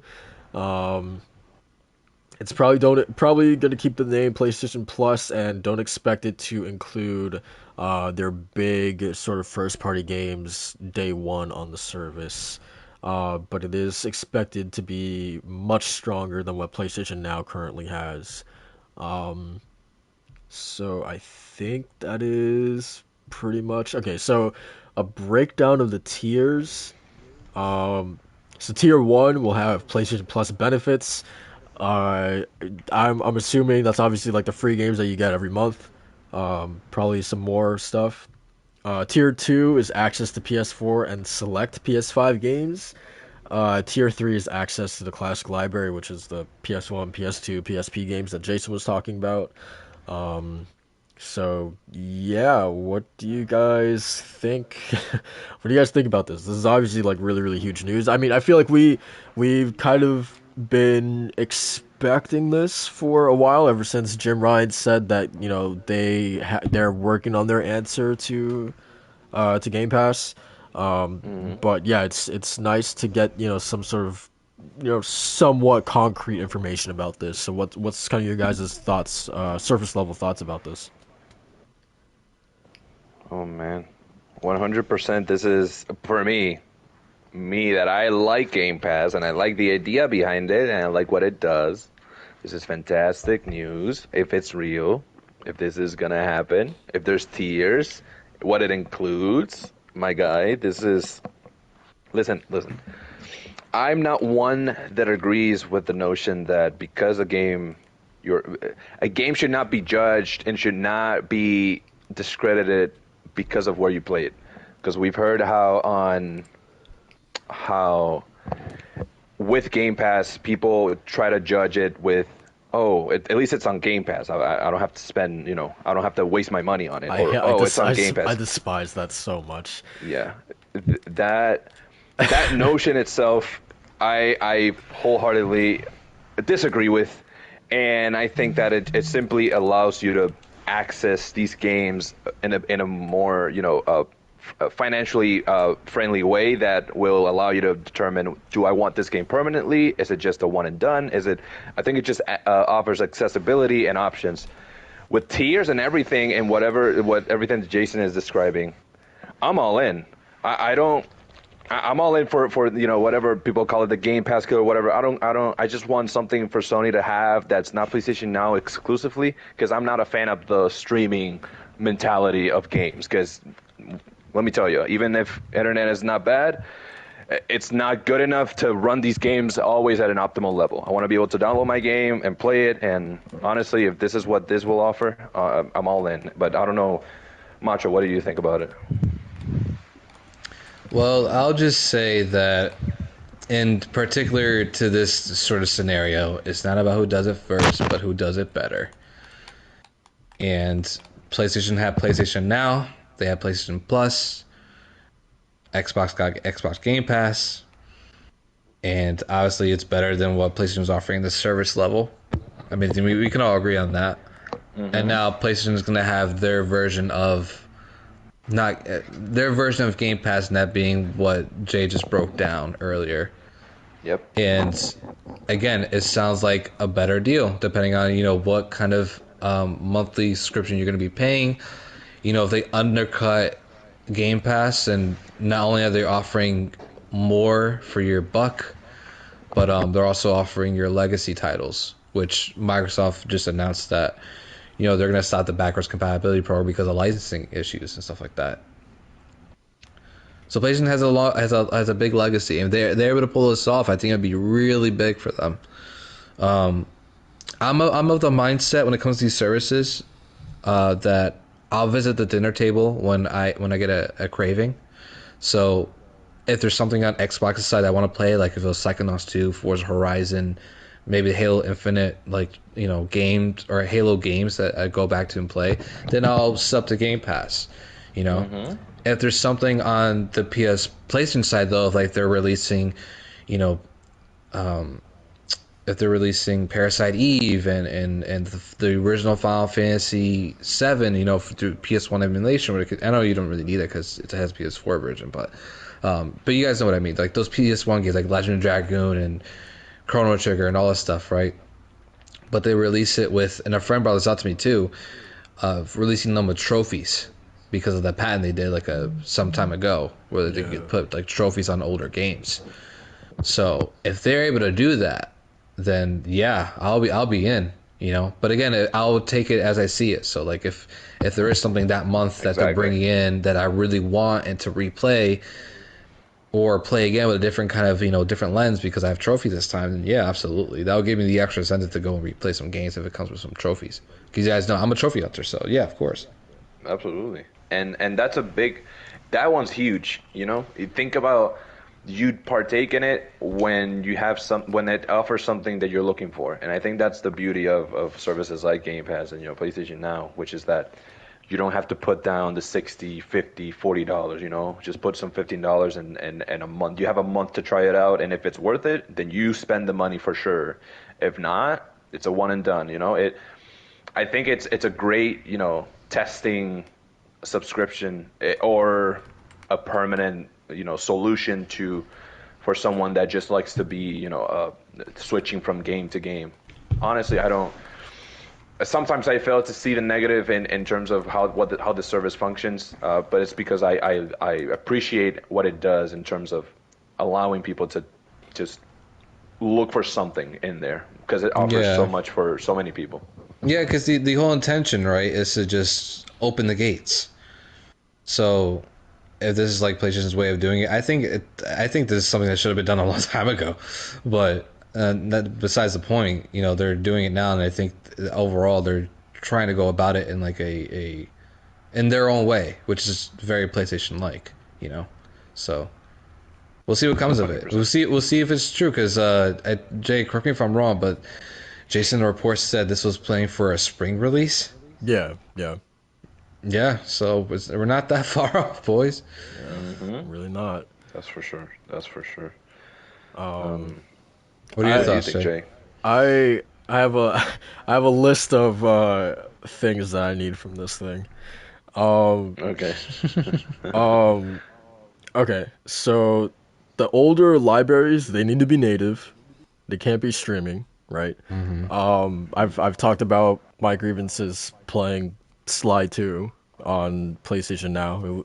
I enjoy that game because I love that game, but the latency wasn't like awful or anything like that, but it definitely was like, okay, it was tough fighting goddamn Dimitri in his leather pants because the attacks were were delayed. So Oh, dude, yeah. I would cry if I had to play Sly 1 with that latency and fight the last boss. I Oh, would for sure. cry. Yeah, for sure. The entire Um, last level was just horrible. yeah. You have to have a good selection of PS5 games, obviously, in there. I don't want a game like Agents of Mayhem in there and call it a day. You know, you gotta have some quality. You gotta allow online play to obviously they're gonna continue having us pay for online, so allow online play to be paid for in the cheapest tier. Don't even dare try to sell that behind like the third tier, you know, the most expensive tier. Like let that Hmm. be at the bottom, the cheapest entry to that. That would be really messed up if they locked that behind the most expensive one or something like that. Yeah, if they decide to do it, you know what, people be out on the asses anyway. For sure. Yeah, I this one's tough for me because obviously, you know, a Game Pass equivalent is something that's very appealing to me. Hmm. My wish list right now is filled with games that I theoretically would like to play but can't because of monetary reasons. I keep looking at Chris Tales. That game is still like $25, and you know, I I can't buy it right now. You know, I want to play RE Remake, the original one. That's in my wish list, but I can't play it because it's I don't know, it's like $10 or something like that. But my example is that yeah, I have a bunch of my wish list right now of games that I would like to play, I would like to get to, but you know, obviously I can't. But that would be solved, you know, with a Game Pass sort of thing. I could just be like, oh, okay, now I can, you know, jump into Chris Tales and try that out, or RE Remake, or I have like Cloudpunk in there as well. Yeah, so that would be awesome. There's also the question of like, okay, what would you include in this thing? Because obviously we know Sony has Crunchyroll and Funimation, so is there something where they bundle that in to one of these tiers? That would make that very appealing to me. There's also the question of Discord, right? Sony has some sort of integration with Discord coming in the future. Is that going to be locked behind a tier that you have to purchase? Right, so there's all these things that they could do to make a package more enticing for someone like me. But at the same time, I'm going to give Sony the same smoke that I did Nintendo with their Nintendo Switch Online package thing or whatever that they did. You know, locking behind, you know, their legendary content behind what was it, like a $30 increase in the Nintendo Switch Online, right? Yeah, I think so. 20 or Yeah, $30, yeah. for the N64 titles and all that. Right, right. Yeah. Yeah, so and you know Sony is doing the same thing here where they're locking that behind you know like I think they said tier 3 for the legendary or for the you know classic library or whatever. I don't know, obviously we don't know how much that tier is going to be in comparison to tier 1 and 2, but Hmm. yeah, I frankly don't like that, the fact that you know I have to pay extra to access games that are what like 20 years old now at this point. So for me, like looking at that, I have no interest in getting that tier, paying you know theoretically like $30 to play, I don't know, like uh, Chrono Cross or whatever. Ugly ass Chrono Cross. Hey, watch your mouth, young game. Watch your mouth. But I'm just saying because for someone like me who like I don't know like playing old games and paying you know a price to do that, it doesn't justify it for me personally.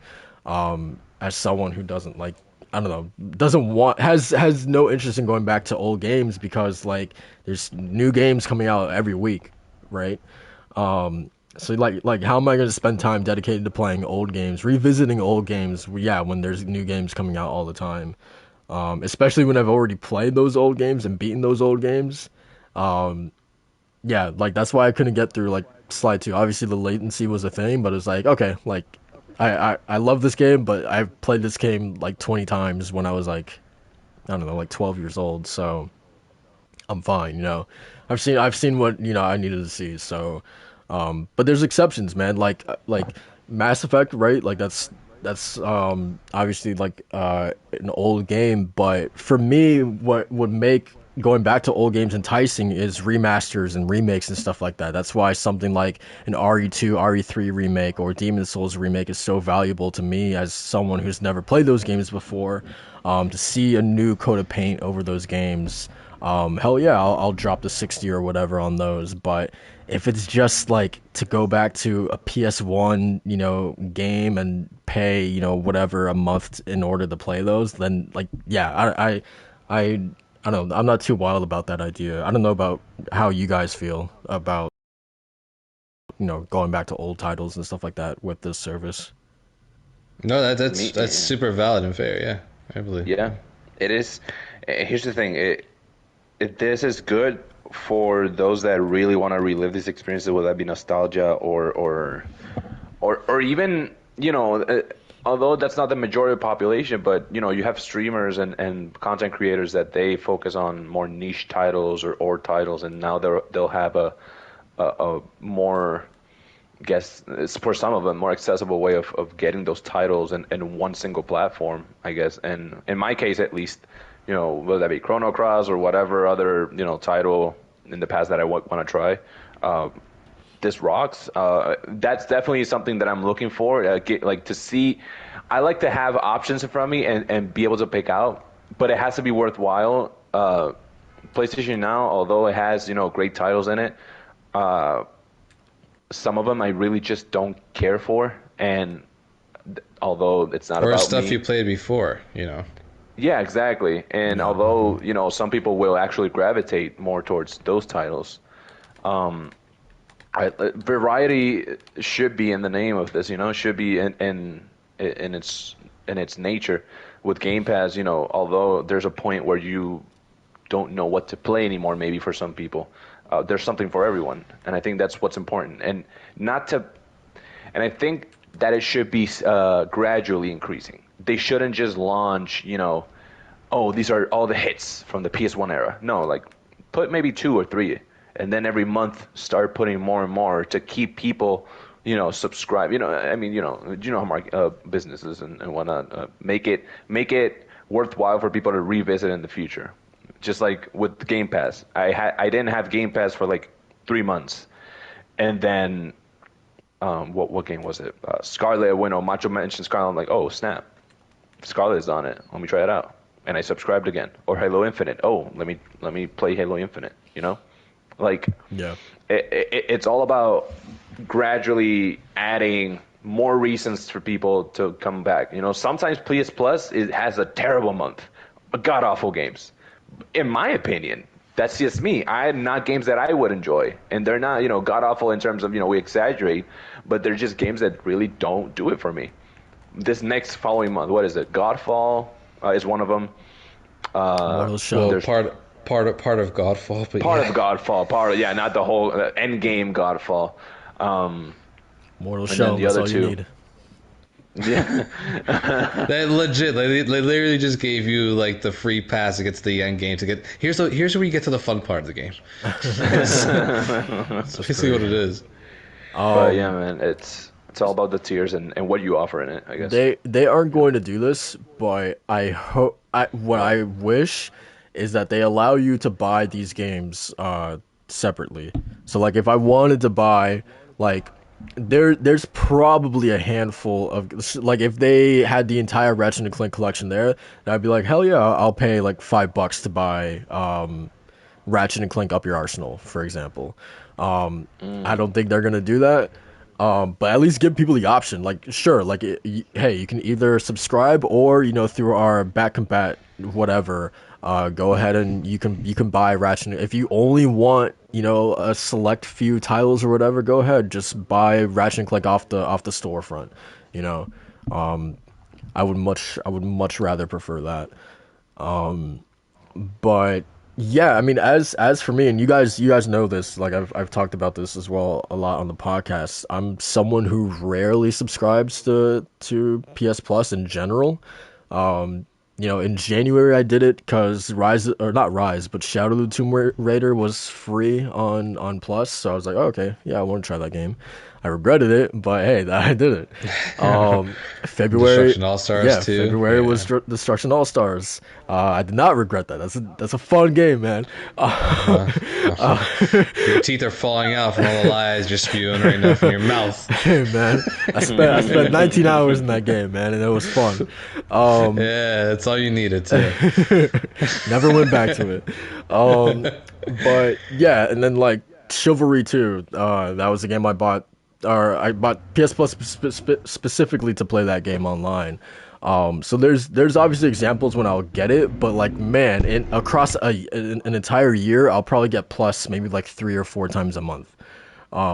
So already for me, like, this is a tough, that's already like a knock for me, because like I don't really like the tier 1 thing specifically. It's just PS Plus benefits, and I'm like, okay, like I hardly use PS Plus, so like, is this even a thing for me?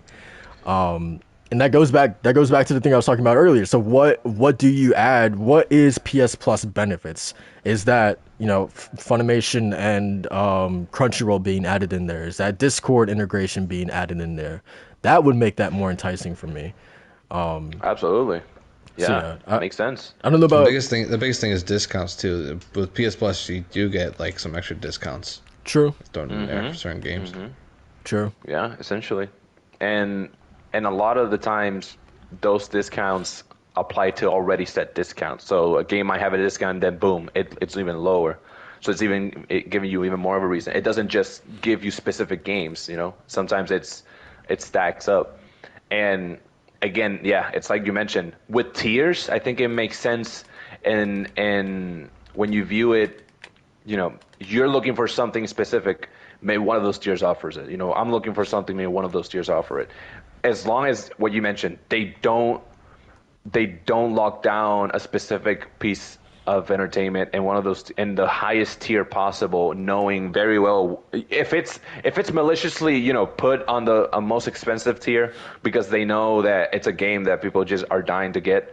I don't know if that's a good or bad business move. I don't know if that's a positive or malicious or not. I think it all comes down to, first of all, how much they're going to be, and second of all, what kinds of games are going to be in each tier. We know from what generation, but we don't know the caliber of the game. Will they treat it as AAAs will only be on the 3rd tier, and then indies are going to be on the 2nd tier, or PS Plus is still the 1st tier? You have to upgrade to get access to the library. I don't know. I don't know how they're going to implement it. So it really comes down to, once they announce it and see how it's going to start out, because Game Pass wasn't what it is now in the beginning. It wasn't as successful as it is now. No, it took them a while. Yeah, it took them a while. So what guarantees that PlayStation learned from the get go? We know exactly what we need to do well. We know exactly what's at stake. We have the perfect formula for this. No, they could very well fuck up and take years until it's as successful as Game Pass. I think the first month it's gonna be extremely talked about and popular, but then it's all about longevity, longevity, and I don't know if that's something it will happen or not. We'll have to see. yeah, I see it. I see. Hey, what's up, Mahmood? How's it going, bro? I see it more as it's definitely catering to more like the hardcore audience. Really? I don't know. That's sometimes I'm trying to think back on it, because obviously, as I said before, like, it opens the flood people that are experiencing PlayStation for the first time with PlayStation 5. But for someone like me, right, that would love to go back to those experiences, and I'm kind of in the same boat with you though, Jay, where it's like there are new games coming out every week and every month. So like I had dedicated enough time to Final Fantasy 14 and those new games to like not really have time to go back to the old ones. Right. So, but even then, to like, I would love again. I'm on the side with the wall. Where like, I would love to have the option to do that anyways, and to even go back to it with trophies. Because what happened when Final Fantasy 7 came to PS4, the OG PS1 version, I played the hell out of it and I platinumed the game. I did the same thing with 8, 9. What were the other games? I got the PS3 collections for Ratchet and Clank, Sly Cooper, and Jack and Daxter. So it's just more incentive for me to go back to those games if it comes with not a fresh coat of paint per se, but just the availability of it being there, and maybe even having some sort of feature with the DualSense that makes it a little different or something. So I think it comes down to if I could get like a new experience out of it, whether it be with trophies or maybe using the DualSense or just completely streamlining it. But yeah, I think price would be a big factor for me too, though. Yeah. That's what's stopping me from being fully on board with it because I don't know the pricing. Once I know the pricing, I'll be able to be more. Because obviously, this ain't a charity, my guys. There's still money involved, so I need to know what I'm getting myself into, if it's going to be worth it or not. So as long as what it offers, if there's old games, that's even more of a reason to spend money on. Time or not, do I want to or not? I'm more worried about the justification behind the pricing. So I'll have to wait for that pricing to be more accurate with what I want in that. Yeah, for sure, for sure. I mean, again, I'm a sucker for something like these games that they're talking about that could be in this lineup.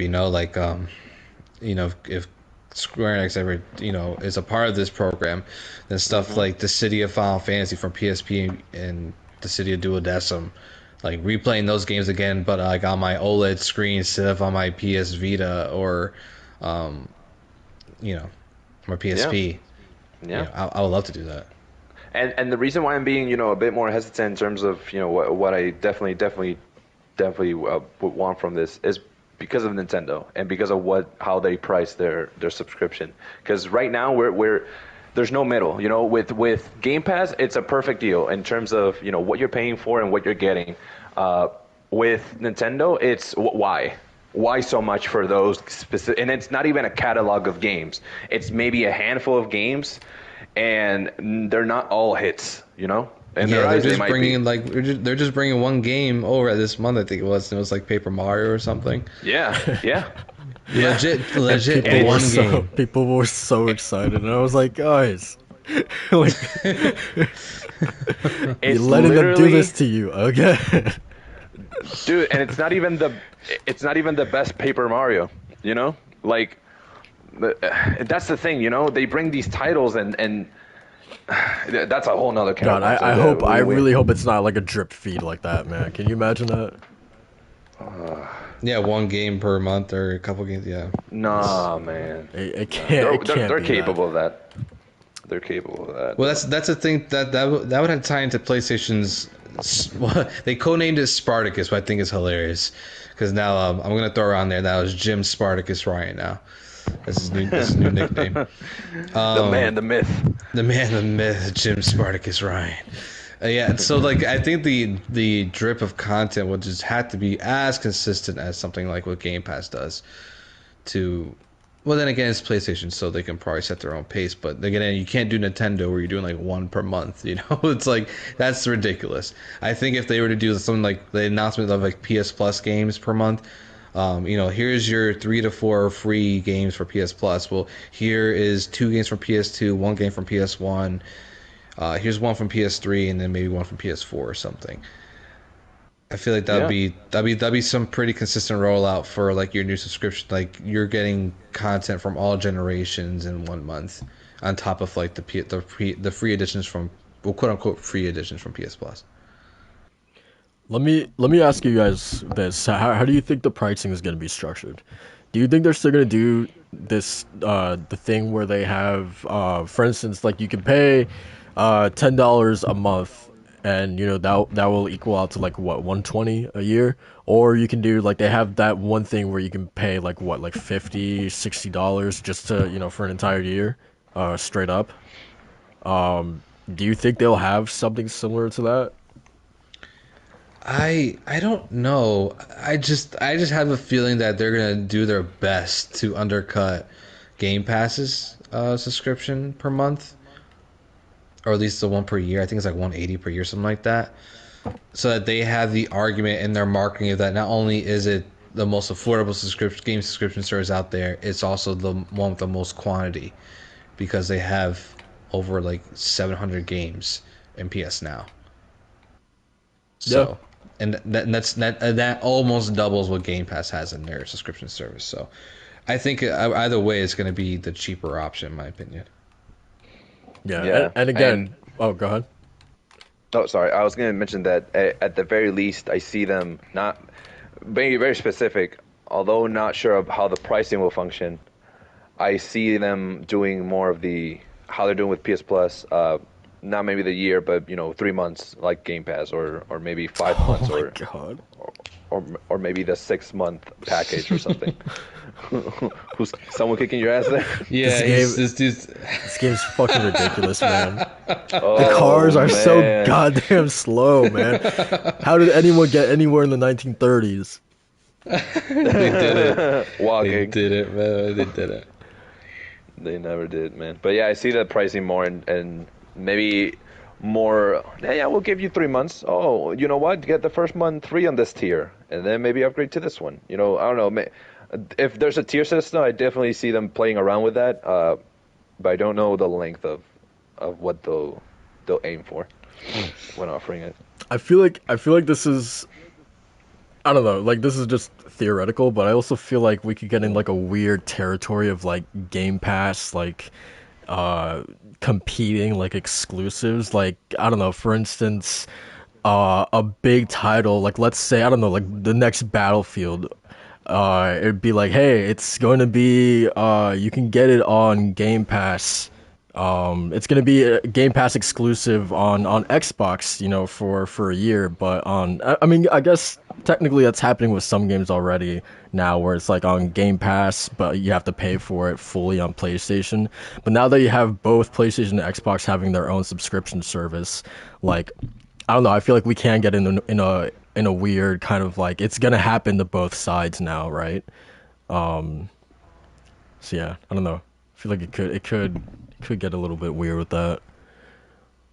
Yeah, 100%. Yeah, it's gonna. And the thing is too that Jason Schreier reported in that Bloomberg article that we're not going to be seeing PS5 games day one. That's or another thing about this. PlayStation games day one into the service. Do you think how we Game ever Pass will? does with their games? Oh my God. Oh my God. Listen, man. I'm thinking. All right, I didn't have a direct answer for you. You're good.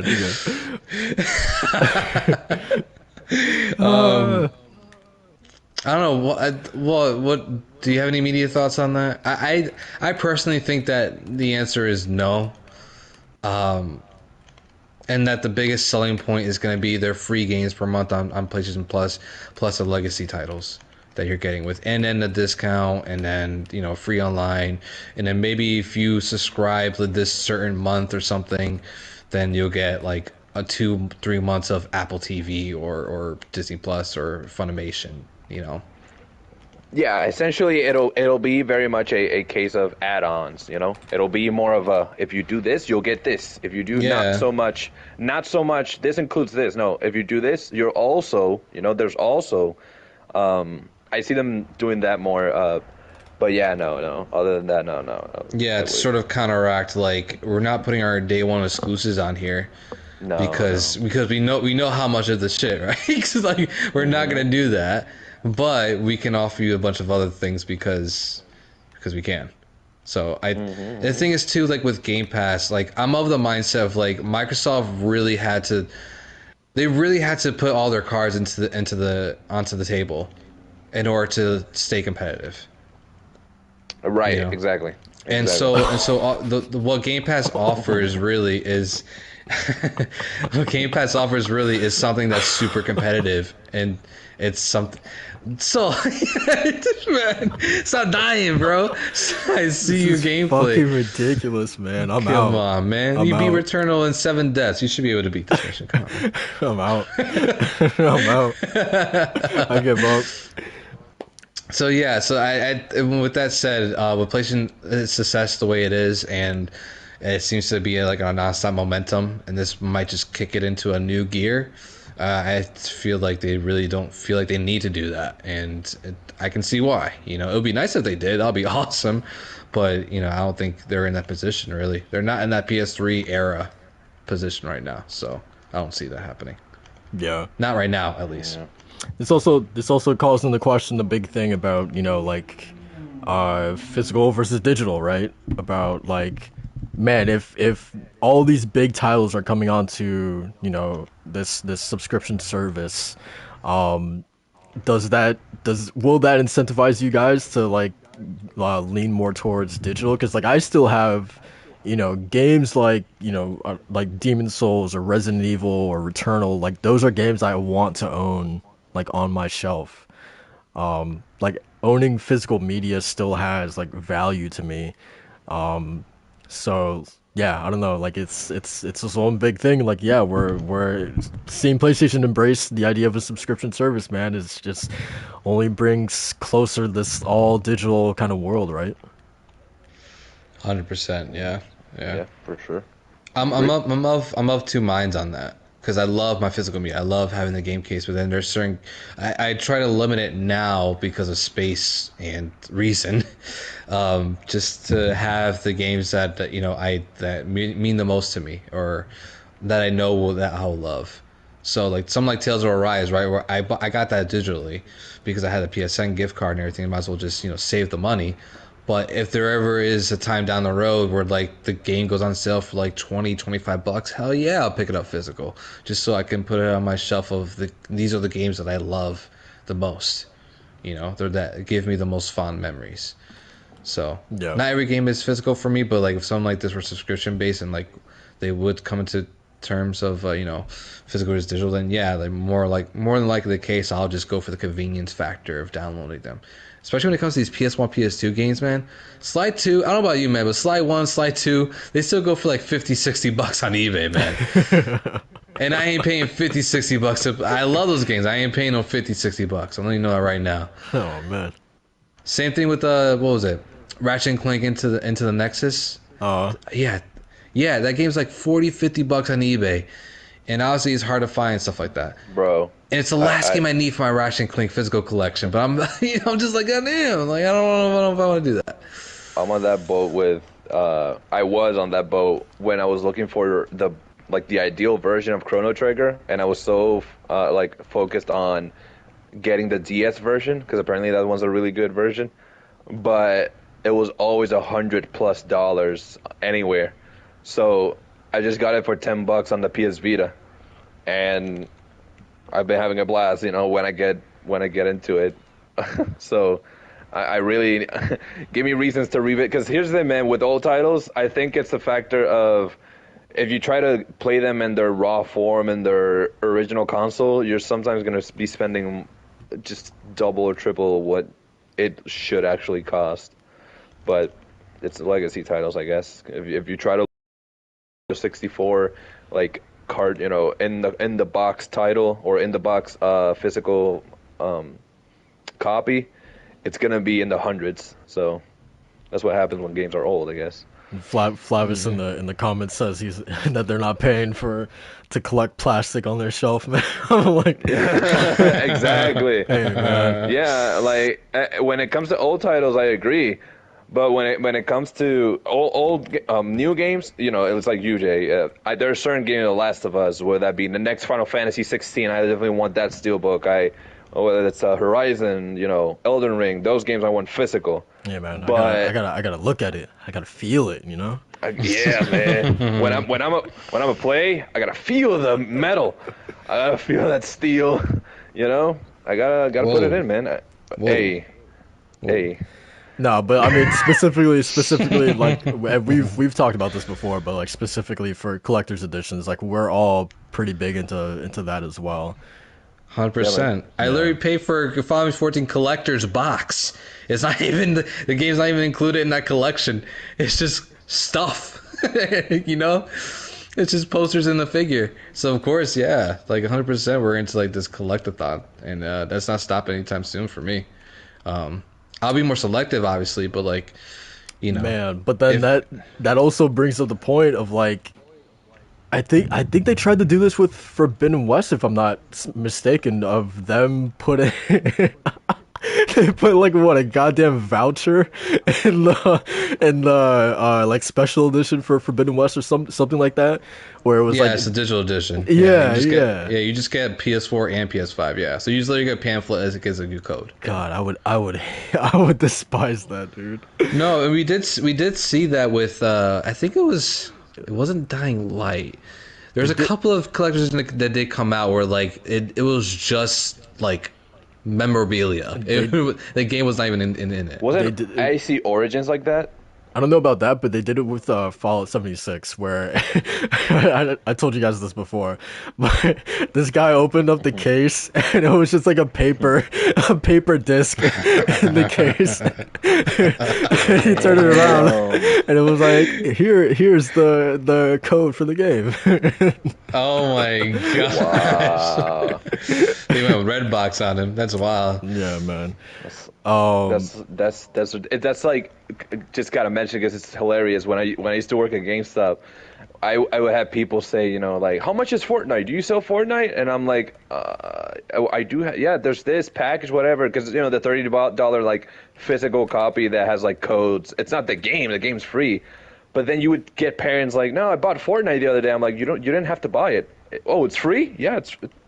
What do you mean? That's the trick. Yeah, But that's the also, trick. What do you? also to be fair, like a case against physical is that like we're not even at to the point where like you can just pop the disc in and boom, that's it, you're playing the game. Like it's almost the same. You have to jump through the same hoops as you do with digital, right? Because you just still have to download the day one patch and update, and it takes the game like sometimes, or at least on the PS4, it take like an hour for the game to actually install itself.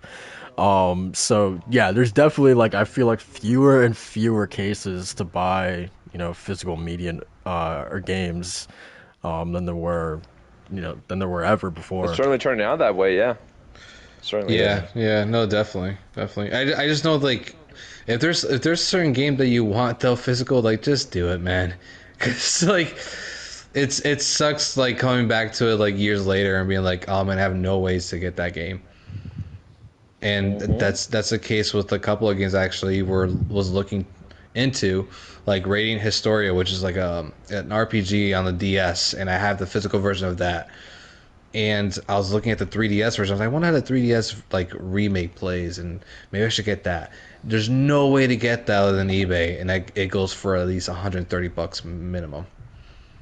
So like, just completely ripped my idea of going back to that, you know. So I feel like with digital, it's only gonna open those gates even wider. So if you want something physical, man, just go for it. Honestly, if you really love the game, do it. Really love that, or even collectors, man. Do them collectors. Do all of them. Do deluxes. Do the special, turbo burrito. All of them. Yeah, and who knows? Maybe those rare games will finally get dipped in price a little bit if they actually get digital, because now they won't have value. So this also kind of brings the question, like, where does PC kind of like fall into all of this? You guys think this thing comes, as soon as it drops on PlayStation, you think it's dropping on PC as well? Yeah, absolutely. Yeah. Yeah, because I mean we're starting to see inklings of it with like their Steam store page, right? It's filling up, buddy. It's getting there. Yeah. So I could see that completely. Yeah, if like offering this different kind of benefit for PC players, where hey, we know you can get into your PS1 games, but they don't got trophies that you can do like with your account on Steam or whatever, or Steam achievements. Who knows how they might do it, but If that's the case, like they also like the trophies can't be the only like incentivizer for people on PC, but like there also has to be No, no, upgrades yeah. of like of some sort. Like there has to be like better frame rate, first and foremost in these classic titles. Like at the very least, that's got to be a thing that they're doing in for these older games. I don't think that they're gonna do it like an FPS boost thing or whatever. But that would be cool because again that goes to my older point of like not wanting to play these older games unless they're a remaster or a remake. If it's literally just ports of these games, to me then it's like what's the point? But yeah, Yeah, I don't yeah. know. I think a lot of it, at least one of the benefits would have to be something along the lines of integration, or save integration rather, and just cross save and all that. That'll just make things like 100 times easier. Yeah, for sure. That's because that's what Xbox Game Pass does, and I see some people say that there's literally like no benefit of having like Game Pass Ultimate on PC, which isn't really true. Because one of the benefits for getting Game Pass Ultimate on PC is because you can also use the xCloud service that they have, which comes with that service. So I feel like if you do the same something along the lines of the same thing where with PC players where not only do you have like cross save integration, but you have cross play integration and remote play stuff that you wouldn't have, without the subscription service. So Yeah. Yeah, yeah, for sure. Yeah. Yeah. And then also doesn't Xbox have that thing where like if you play it like on basically you if you buy it like in one place and you could just play it like anywhere essentially. yeah.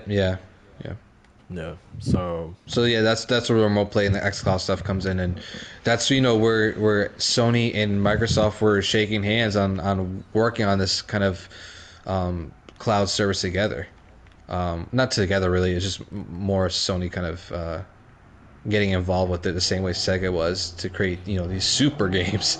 Rather, it's more of just Sony kind of getting involved with the xCloud service and making it better. So. yeah. Or rather using it to their benefit with PlayStation. So this could be one of those deciding factors. Why are you jumping on top of me, my dude? Jeez, sorry.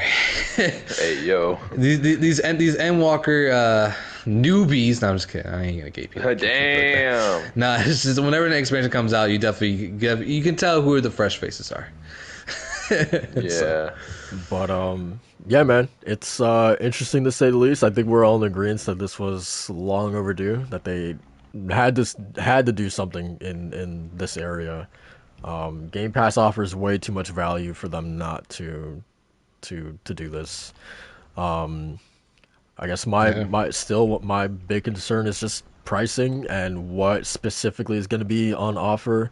Within these specific tiers, because as it's laid out right now, tier one isn't cutting it for me, and even the classic library stuff won't cut it for me. But again, that it's all dependent on price and what is specifically going to be added in there.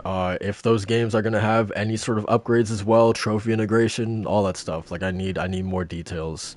So yeah, Definitely. it's interesting. We will see when this apparently comes out in spring 2022. Yeah. So yeah, Who knows? Maybe we get a little teaser uh beginning of the year or end of the year. I don't know. Maybe the we go ahead. we get a teaser of a remake or a legacy title being brought to the to the PS5 next week during the Game Awards. I don't know. Many things are possible. The one sort of like big I don't know, like positive that I can give to Game Pass is what it does for developers in terms of like, yeah, like a guy like Tim Schafer can make this like obviously Psychonauts 2 was made before Microsoft acquired them and Game Pass and all that stuff, but theoretically, games like a Psychonauts 2 should thrive in this space, whereas 10 years ago, a game like that is just a cult classic. Like, it wouldn't sell millions and millions of copies, but thanks to a Game Pass, it's exposed to more people. So I think for the game development side, I think, that may lead to more of like creative risks. It will lead to more teams like Pixel Opus, making a Concrete Genie, and who knows, maybe a game like that will pop off in a Game Pass like service for PlayStation. And that doesn't we I guess my point is that this doesn't mean that we need to have every studio making a Fortnite clone or Warzone thing, and we can get a little bit more creative, because now the first party teams at least don't have to necessarily worry about selling 20 million copies as they may have had to in the PS4 generation. Yeah, that's something I feel like, and the only difference here would be price tiering and the way it was structured. I feel like PS Plus has been doing that, with bringing attention to like some of these indie games. Obviously not as prominent as Xbox Game Pass has done, Sure. but we have seen indie games just flourish because of being in PS Plus. Fall Guys. Being stuff, Fall Guys, Rocket League, whole nine yards. Destruction So, All Stars. My goodness. Oh lordy, lord. But yeah, like, so I feel like if Journey were to like release now and something like on PS Plus, then obviously, it would do exceptionally well. But we have seen it before, where like indies have released in PS Plus didn't have been a benefit to them. So Yeah. I feel like Xbox Game Pass is just pushing that narrative forward, and if PlayStation do their own thing, then yeah, we'll just see another resurgence of all these amazing indie games. Yeah, for sure. All right, let's talk about really quickly. What do we expect to be announced at the Game Awards? Do you guys have any ideas? It's been weird. Like, we've seen BioShock Isolation being floated around, but then at the same time, it was like quickly denied, I believe. So yeah, that was one of the big things I was hoping to see, but it looks like that may not be the case. Oh, that's sad. I was looking forward to that. Yeah. So yeah, what do you guys? I guess hopes and dreams. What do you hope to see there, and what do you expect to see there? I feel like I personally never know, because like these things, it's the same thing with like the Summer Game Fest. Like, my expectations are always like sort of high, and then I come out on the other side and I'm like, man, why the hell did I watch 3 hours of this? So yeah, I don't know. Do you guys think Last of Us factions could show up here? Oh, most definitely. I think most definitely. It's a Sony sweetheart. It is. Last year it did phenomenal. I think it would make sense this year to announce it during the Game Awards, or at least give a glimpse at whether that be a cinematic or name drop it.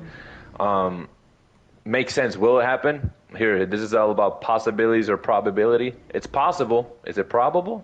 I don't know. That's what we're talking about here. What do I hope to see? I said it for the, when was it?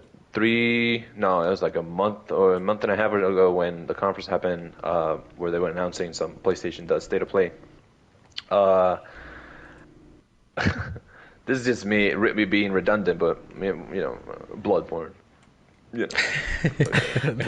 They ain't gonna announce no Bloodborne at the Game Awards. Hey man, a man can dream. Yeah.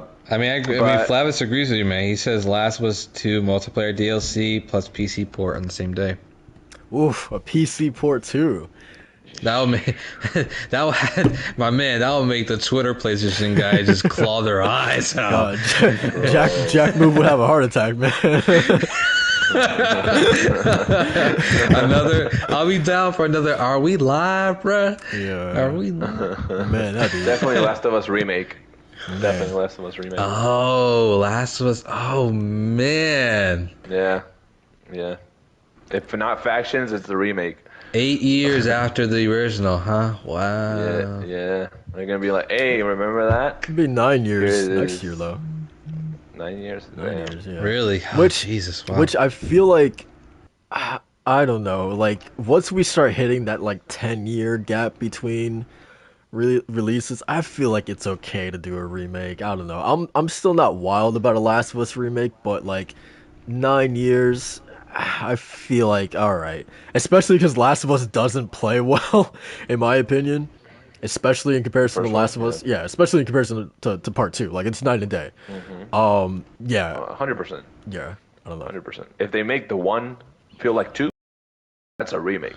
But I ain't paying 60 for it, but exactly, that's the thing, right? That's the thing. Dude, they're gonna make you pay. They're gonna make you pay that 60 for it. no, I'll let you know right now. they're gonna make us pay that 70 for it.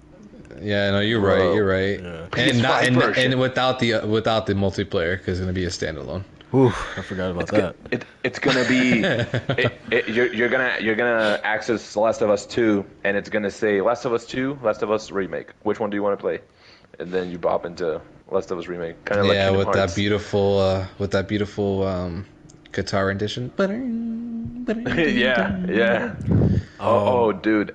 A quick thing with The Last of Us, man. I was watching Narcos, and for a moment, I felt like I had a third eye.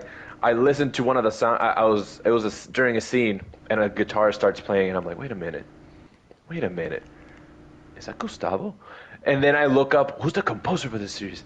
And it's Santaola. And I'm like, oh my goodness, he also composed the music for this. He's so distinct. He has such a distinct composer. Really, that's cool. Yeah, I think it was Narcos. I think it was Mexico. Narcos Mexico. Oh man, it's so good. It's so good. But yeah, continue, Jay. Yeah. So what else do you guys think can possibly show up here? Third party PlayStation, like. Yeah, people, around the Twitter streets, some people were relating what the Game Awards tweeted, which is like the time has come or something like that. I hate that. I don't want to hear it. I don't want to hear ambiguous. Final Fantasy VII trailer, and I was crying. I was like, come on, dude. Like, it was honestly just I would love to believe it. I'm like, same words. That is a little fishy, but I'm not gonna play into this because I'm not gonna do it, man. Oh, remake part 2. We would definitely see 16 before remake part 2. Oh, we're gonna see a demo for 16. They say they're bringing demos. We're gonna get that demo for 16. You putting money on that? Hey man, we ain't going that hard here. I would bet you that you're wrong. Yeah, I'll bet. I'll take it a step further. I'll bet my left kidney that you're wrong. Yeah. We going cyberpunk on this? We harvesting that? Yeah, man. I know Final 14 Endwalker just released, but I don't think we're gonna see 16 at this just yet. Yeah. And with that said, not even like we would definitely be seeing Forspoken again before we see 7 remake or 16. Oh, absolutely. No, that's a definite. That's a definite. It just feels like Final Fantasy 16 is like long. Like I feel like a demo would fit perfectly because of Endwalker.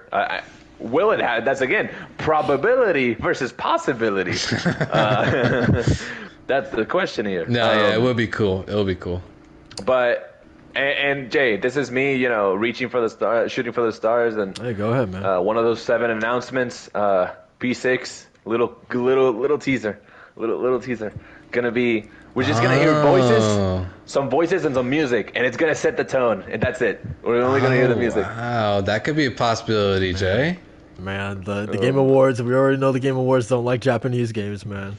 They don't. Oh, come on. Hideo Kojima has a special seat in that stadium every time. Hey, Stop it. it. That's Stranding Part 2. Let's go.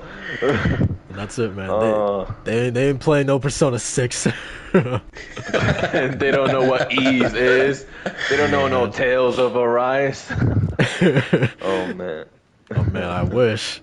Yeah, no. Yeah, that would be cool. It would be cool. It would be awesome, man. Yeah, I honestly don't know. Again, because I remember the Summer Games Fest thing or whatever. Like one of their big games was like Tiny Tina Wonderlands or whatever the hell that thing is called. Yeah. And I'm like, those are like the kind of like games that like I expect to be like announced in this, like the like major third party appeal to everyone kind of thing. But I don't know, man. I would love for something off the wall to be announced, like a Persona 6. Dude, I would go wild. I would go wild if P6 is announced. Fucking, I Yeah. let's go, man. I do expect Xbox. I don't know, Hellblade 2. Do you do that 2 years in a row? Um, I do you think think? it's long overdue now. No, I think I think that game is. I think it's gonna be a while before you see that game. You think? Yeah. But Just because they seem like the studio that really hunkers down, like they have the Naughty Dog mentality, like we'll show you something when it's ready. Oh yeah, that makes sense. That makes sense. And especially Ben. with this, where it's like it's so anticipated, and people have such a big expectation when it comes to this game. Then speaking of Naughty Dog, then in that case, then I see more factions than I see Last of Us remake, like being shown. Yeah. Or even like a demo for factions. I don't know. I don't know if they're that far into the I do production of it. I do expect Xbox. If it's not Hellblade, then like the thing is, I don't think Avowed would be there because that feels way off as well. Same thing for something like Fable. Like all those things feel and Perfect Dark. Like all those things feel like still like 2 years out. But at the same time, What about Dragon Age? Man, I don't want to see Dragon Age. I don't want to see it. I don't want to hear it. Literally, Dragon Age is like the goddamn boy who cried wolf, man.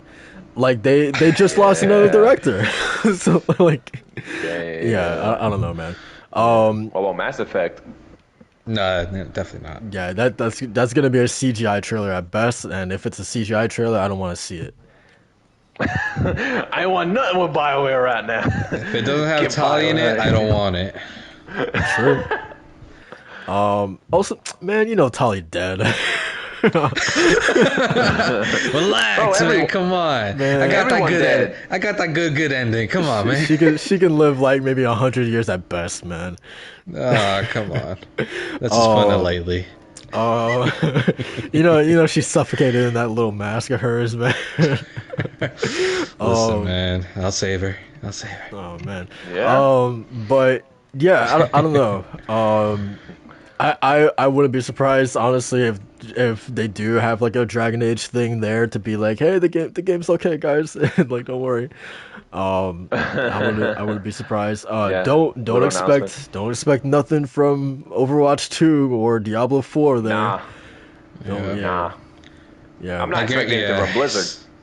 That's facts. That's a big facts. Yeah, nothing from them. Yeah. Nothing. what We gotta I leave it that way for now. What I expect is for Joseph Ferris just to go ham again. I'm waiting for him to be like, "Fuck you, Take-Two." I honestly want Take-Two to win Game of the Year now because of that.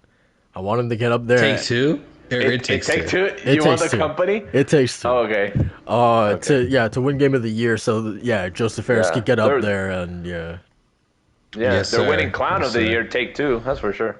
Yeah. They sure are. If I were to really quick to kind of give my wish list here, Flavis already said one, which is BioShock 4, which we talked about before. I would love to see, get a teaser of BioShock, but the other game I had in mind that I would love to see. Oh my gosh, I literally just had it in my head and I forgot it. So I'll take it away. Damn. As I remember, I remember like it was something. It's something that I desperately wanted too. And I can't remember, so I'll try to remember. What? Go- Okay. A slide collection? No. Okay. So going with the theme of like this being a sort of like appealing to as big of an audience as possible, do you think we see a GTA 6 here? Hell GTA no. 5 again.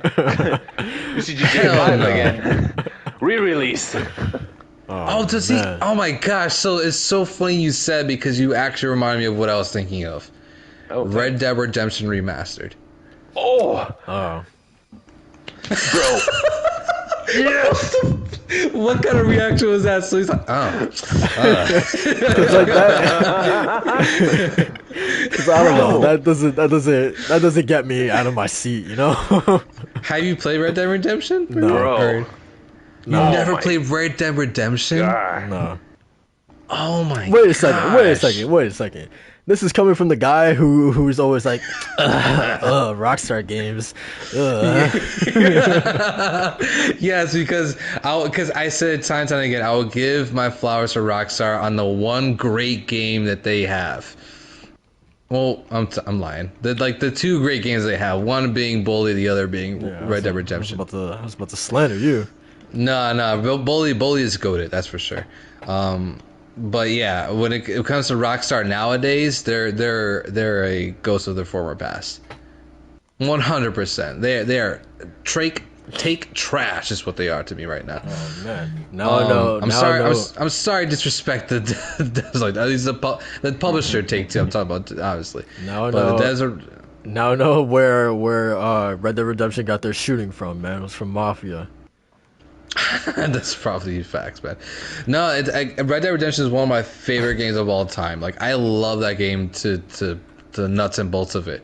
But Rockstar, I have all the bones to pick with them. Any kind of slander I'm a part of. But if they were announced a Red Dead Redemption remastered, I would have to put on my kneecaps and bend those knees to them on that one.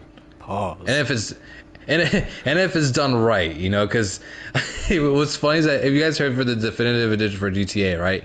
They gave to PC players like the original like PC ports of GTA to them for free.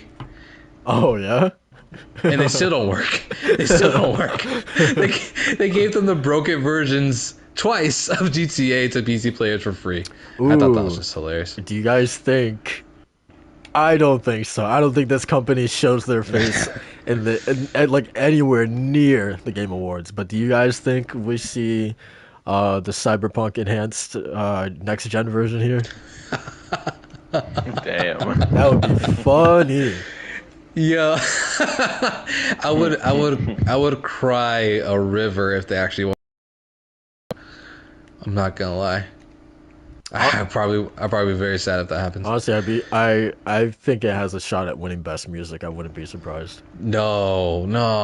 The music kind of nice though. I'm not gonna lie. Nah, not against Guardians of the Galaxy. Hell no. Please. Dude, the actual score for Guardians of the Galaxy on top of the licensed music in that game. The licensed music is the only thing that it has going for it. I'm gonna keep it a bucket or a buck. The original score in that game is forgettable. Oh man. Well, you're wrong. Well, what do you think? There's what? Best music? No, I'm just playing around. Well, you're wrong. I'm just busting your balls, man. But no, I mean, I hope it doesn't win. That'll be. Oh man, I don't know, bro. It's gonna win best RPG. No, Again, that's the one I can't get behind. The game's not an RPG, man. Straight up, it's not an RPG. It's got RPG elements, but yeah. Just like Skyrim is not an RPG, man. Let me stop. I'm gonna get mad. It's too early to be mad. So, but yeah, is that all the games that you are? Is that kind of what you guys are thinking, in terms of what might show up? I honestly don't know what could show up because I feel like it's usually not. What I was about to say was so mean, but I'm not gonna say that. But it's usually just games that I'm like I don't care about, and I'll leave it at that. Yeah, I mean, you know, the amount that they're talking about, you know, definitely. They're really hyping it up, man. I feel like. At least Jeff Yeah, is. they're hyping it up. Jeff is and tweeting. He's tweeting stuff like, "Oh man, wait till you guys see what we have in store. Oh man, this is gonna be game changing." I'm like, "Oh, well, Yeah. okay, all right, man." It's like when you hear a developer say, "Oh, we're really expanding. This is a game like we've never done before," and it's like they just added like an extra mechanic, like. Yeah, this is the approach that we've never done. This is Call of Duty like never before. It's a game changer. It's like, yeah, you can slide. I remember the promotion for I think it was Ghosts, where it's like, look at the amount of detail we put on this dog, And like, you're like, yeah, that's awesome. That's super cool that you're making some innovations in Call of Duty, but at the same time, you're just like, like, you know. No. Because you saw that. I don't know how prevalent that dog was in that campaign, but man, no one talks about that dog anymore. So, What the dog doing? it's like, man, what would happen, man, if Abandon shows up at this time? I totally forgot that thing existed. That thing just went dark after its Good. after its app. As it should. Oh yeah, whatever. Weren't they like, guys? You know, every month we're gonna release a trailer into the app. Oh man. Yeah. So I mean that brings up kind of two like elephants in the room. Silent Hill, and which I don't think is gonna show up. And number two, Kojima. Do we see anything from Kojima? Ooh, If not anything from him, we'll definitely see him. yeah, I know, right? Man, I would love to see if he has like another game to tease in his back pocket. Honestly, I yeah. mean, Honestly, because as much as people kind of give him crap, right, for being Hideo Kojima, being who he is, his games still are a lot of fun to me, especially the last two, Metal Gear Solid 5 and Death Stranding. Unique experiences and stuff that I obviously experienced something like Metal Gear Solid 5 before, but not in that flavor. So that game has a fresh and positive memory in my head. But Death Stranding, something completely different. I see what the guy was going for, and I 100% in support of that. So I'd love to see what else he has in store, and I'm hoping it is in that horror genre, because if it's anything like PT, that man's gonna. Dude, oh man, I can't even fathom what he has in his head for that. 100%. Yeah. 100%. Yeah. Yeah. Sure, this thing tempted him. I mean, you can't go wrong with whatever. If you look at that Stranding, it was such a left field, and it still did fairly well in terms of critical reception and how people talk about it even now. So. Yeah, it's one of those games that had a delayed effect on like how people thought about it, I feel. Exactly. Agree. Yeah, Yeah. I feel like if anything, I not that I'm confident, but I feel like that's the most like likely thing, is Kojima showing a new game. I always like pay attention to like his Twitter, and like I remember, man, I don't remember when it was. I think it was probably around the time Death Stranding was like just about to come out or shortly afterwards. It was sometime around there where he was just like on Twitter like completely quiet, man. Like he wasn't tweeting anything. And then maybe I feel it was probably like 2020, like late 2020, when I started noticing him like tweeting like his usual self again. And like I don't know, my assumption there was like obviously he was keeping his head down working on something. So like I definitely feel like. And maybe that was the director's cut for Death Stranding, but I don't know. It feels like it's time, for him to show something new. So, yeah, I don't know. I agree. We'll see if it's Death Stranding 2 or something. We'll see. 'Cause he's been talking a lot on Twitter, showing some behind the scenes things of like people in mocap stages. So, yeah, I think I would not be surprised if he shows up with something. Tales of Arise remaster teaser. Flavis, the game just released, my man. They're not doing a remaster. What do you want today, my man? What kind of eggs are in your omelet? Let me get some of that. And Bloodborne Netflix live action adaptation.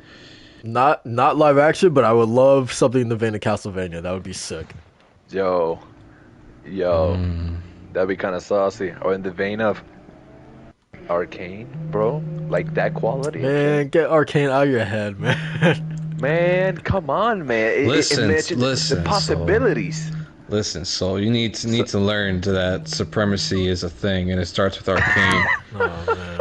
And starts with Vi and her voluptuous Guys, I want to thank you arms. guys for watching or tuning in for the latest episode of the DualShock and Sense podcast. Come on, man. I see you liking those tweets of Vine and the fan art. I see you, boy. Hey, man, You can't hide from me. Hey, man, they look good. They look good. Yeah, I want to thank you guys for joining, as always. Don't forget to like, comment, subscribe if you like what we're doing here. We got some cool things happening in the near future. Wink, wink. I'll leave it at that. Yeah. Yeah, I'm gonna get started with these outros. Walt, why don't you kick things off? Well, my boss, what am I doing? What are we doing? We're doing a lot. You always do your outro, and I love it every time. Listen, man. More Ruined King, more SMT. Gonna be playing. I'm hopping back again occasionally on FF14 so I can catch Yes, up sir. and eventually, just join Macho in the ranks, and he's gonna help me around with raids and all that. So we having some fun. I'll be, as usual, gaming the previous one that I mentioned, and I'm also gonna be trying to get back to some older games that I haven't finished. Trying to finish Returnal because I left off at that final area, the water area, and I need to get in that headspace once again. So I'll be trying to hop that back into that, and I'm back in writing with Level 1 Gaming. So definitely be on the lookout for that. Check out the latest piece that I did on Ruined King if you want to know more about why it's worth to jump in on it, whether you watched Arcane or not. Definitely check that out. But yeah, man, that's me. That's me for the next couple of days, next week until next week. Stuff happening. Stuff happening. Right. Flavis, thanks for stopping by, man. We really appreciate it, and we really Appreciate it, appreciate yeah, for you sure. subbing to the channel, man. Welcome. Macho, what about you, man? What's going on? Yeah, man. So big stuff happening. Like obviously, as you tease, Soul and Walt, but also we are on Spotify. We are actually uploading our sir. episodes slowly but surely, and you can expect to see our episodes up on Spotify. I'm working on Apple still. Apple is being a pain in the butt for some reason, so I actually need to make like a new account and then submit our podcast, stuff like that. So Apple Podcast is coming. Just stay tuned if you are an iPhone user or if you use Apple Podcasts to listen to your podcast. That's in the works. But you can catch it on Spotify. You can catch it on Google Podcasts. I think we have like the first 9 episodes up at this point. I'm trying to work on getting the 10th one up sooner than later. And then, just stay tuned for that, man. Other than that, it's going to be Final Fantasy 14 and Endwalker, maybe some Hitman here and there to satiate that Hitman and Jason Bourne feel that I always get every now and then. So Hey. Nice. Yes, sir. As for me, definitely Solar Ash is the plan to hop into that this week. And then other than that, I feel like I'm nearing towards the end of Mafia. We just killed the big villain of the story, so yeah, I feel like I'm heading towards the conclusion. And the same thing with Guardians. So theoretically, I should have 2 games finished next week. We'll see how that goes. And yeah, I mean, other than that, that's about it. Once again, thank you guys for watching. We appreciate the support. And episode 40, man. It feels like weirdly enough, man, it feels like yesterday that we just started this thing. It's crazy to me that we're on episode 40 already. So yeah, that's but hey, man, Pretty insane. yeah, it's crazy, man. But yeah, man, we will catch you guys next week. And yeah, peace out.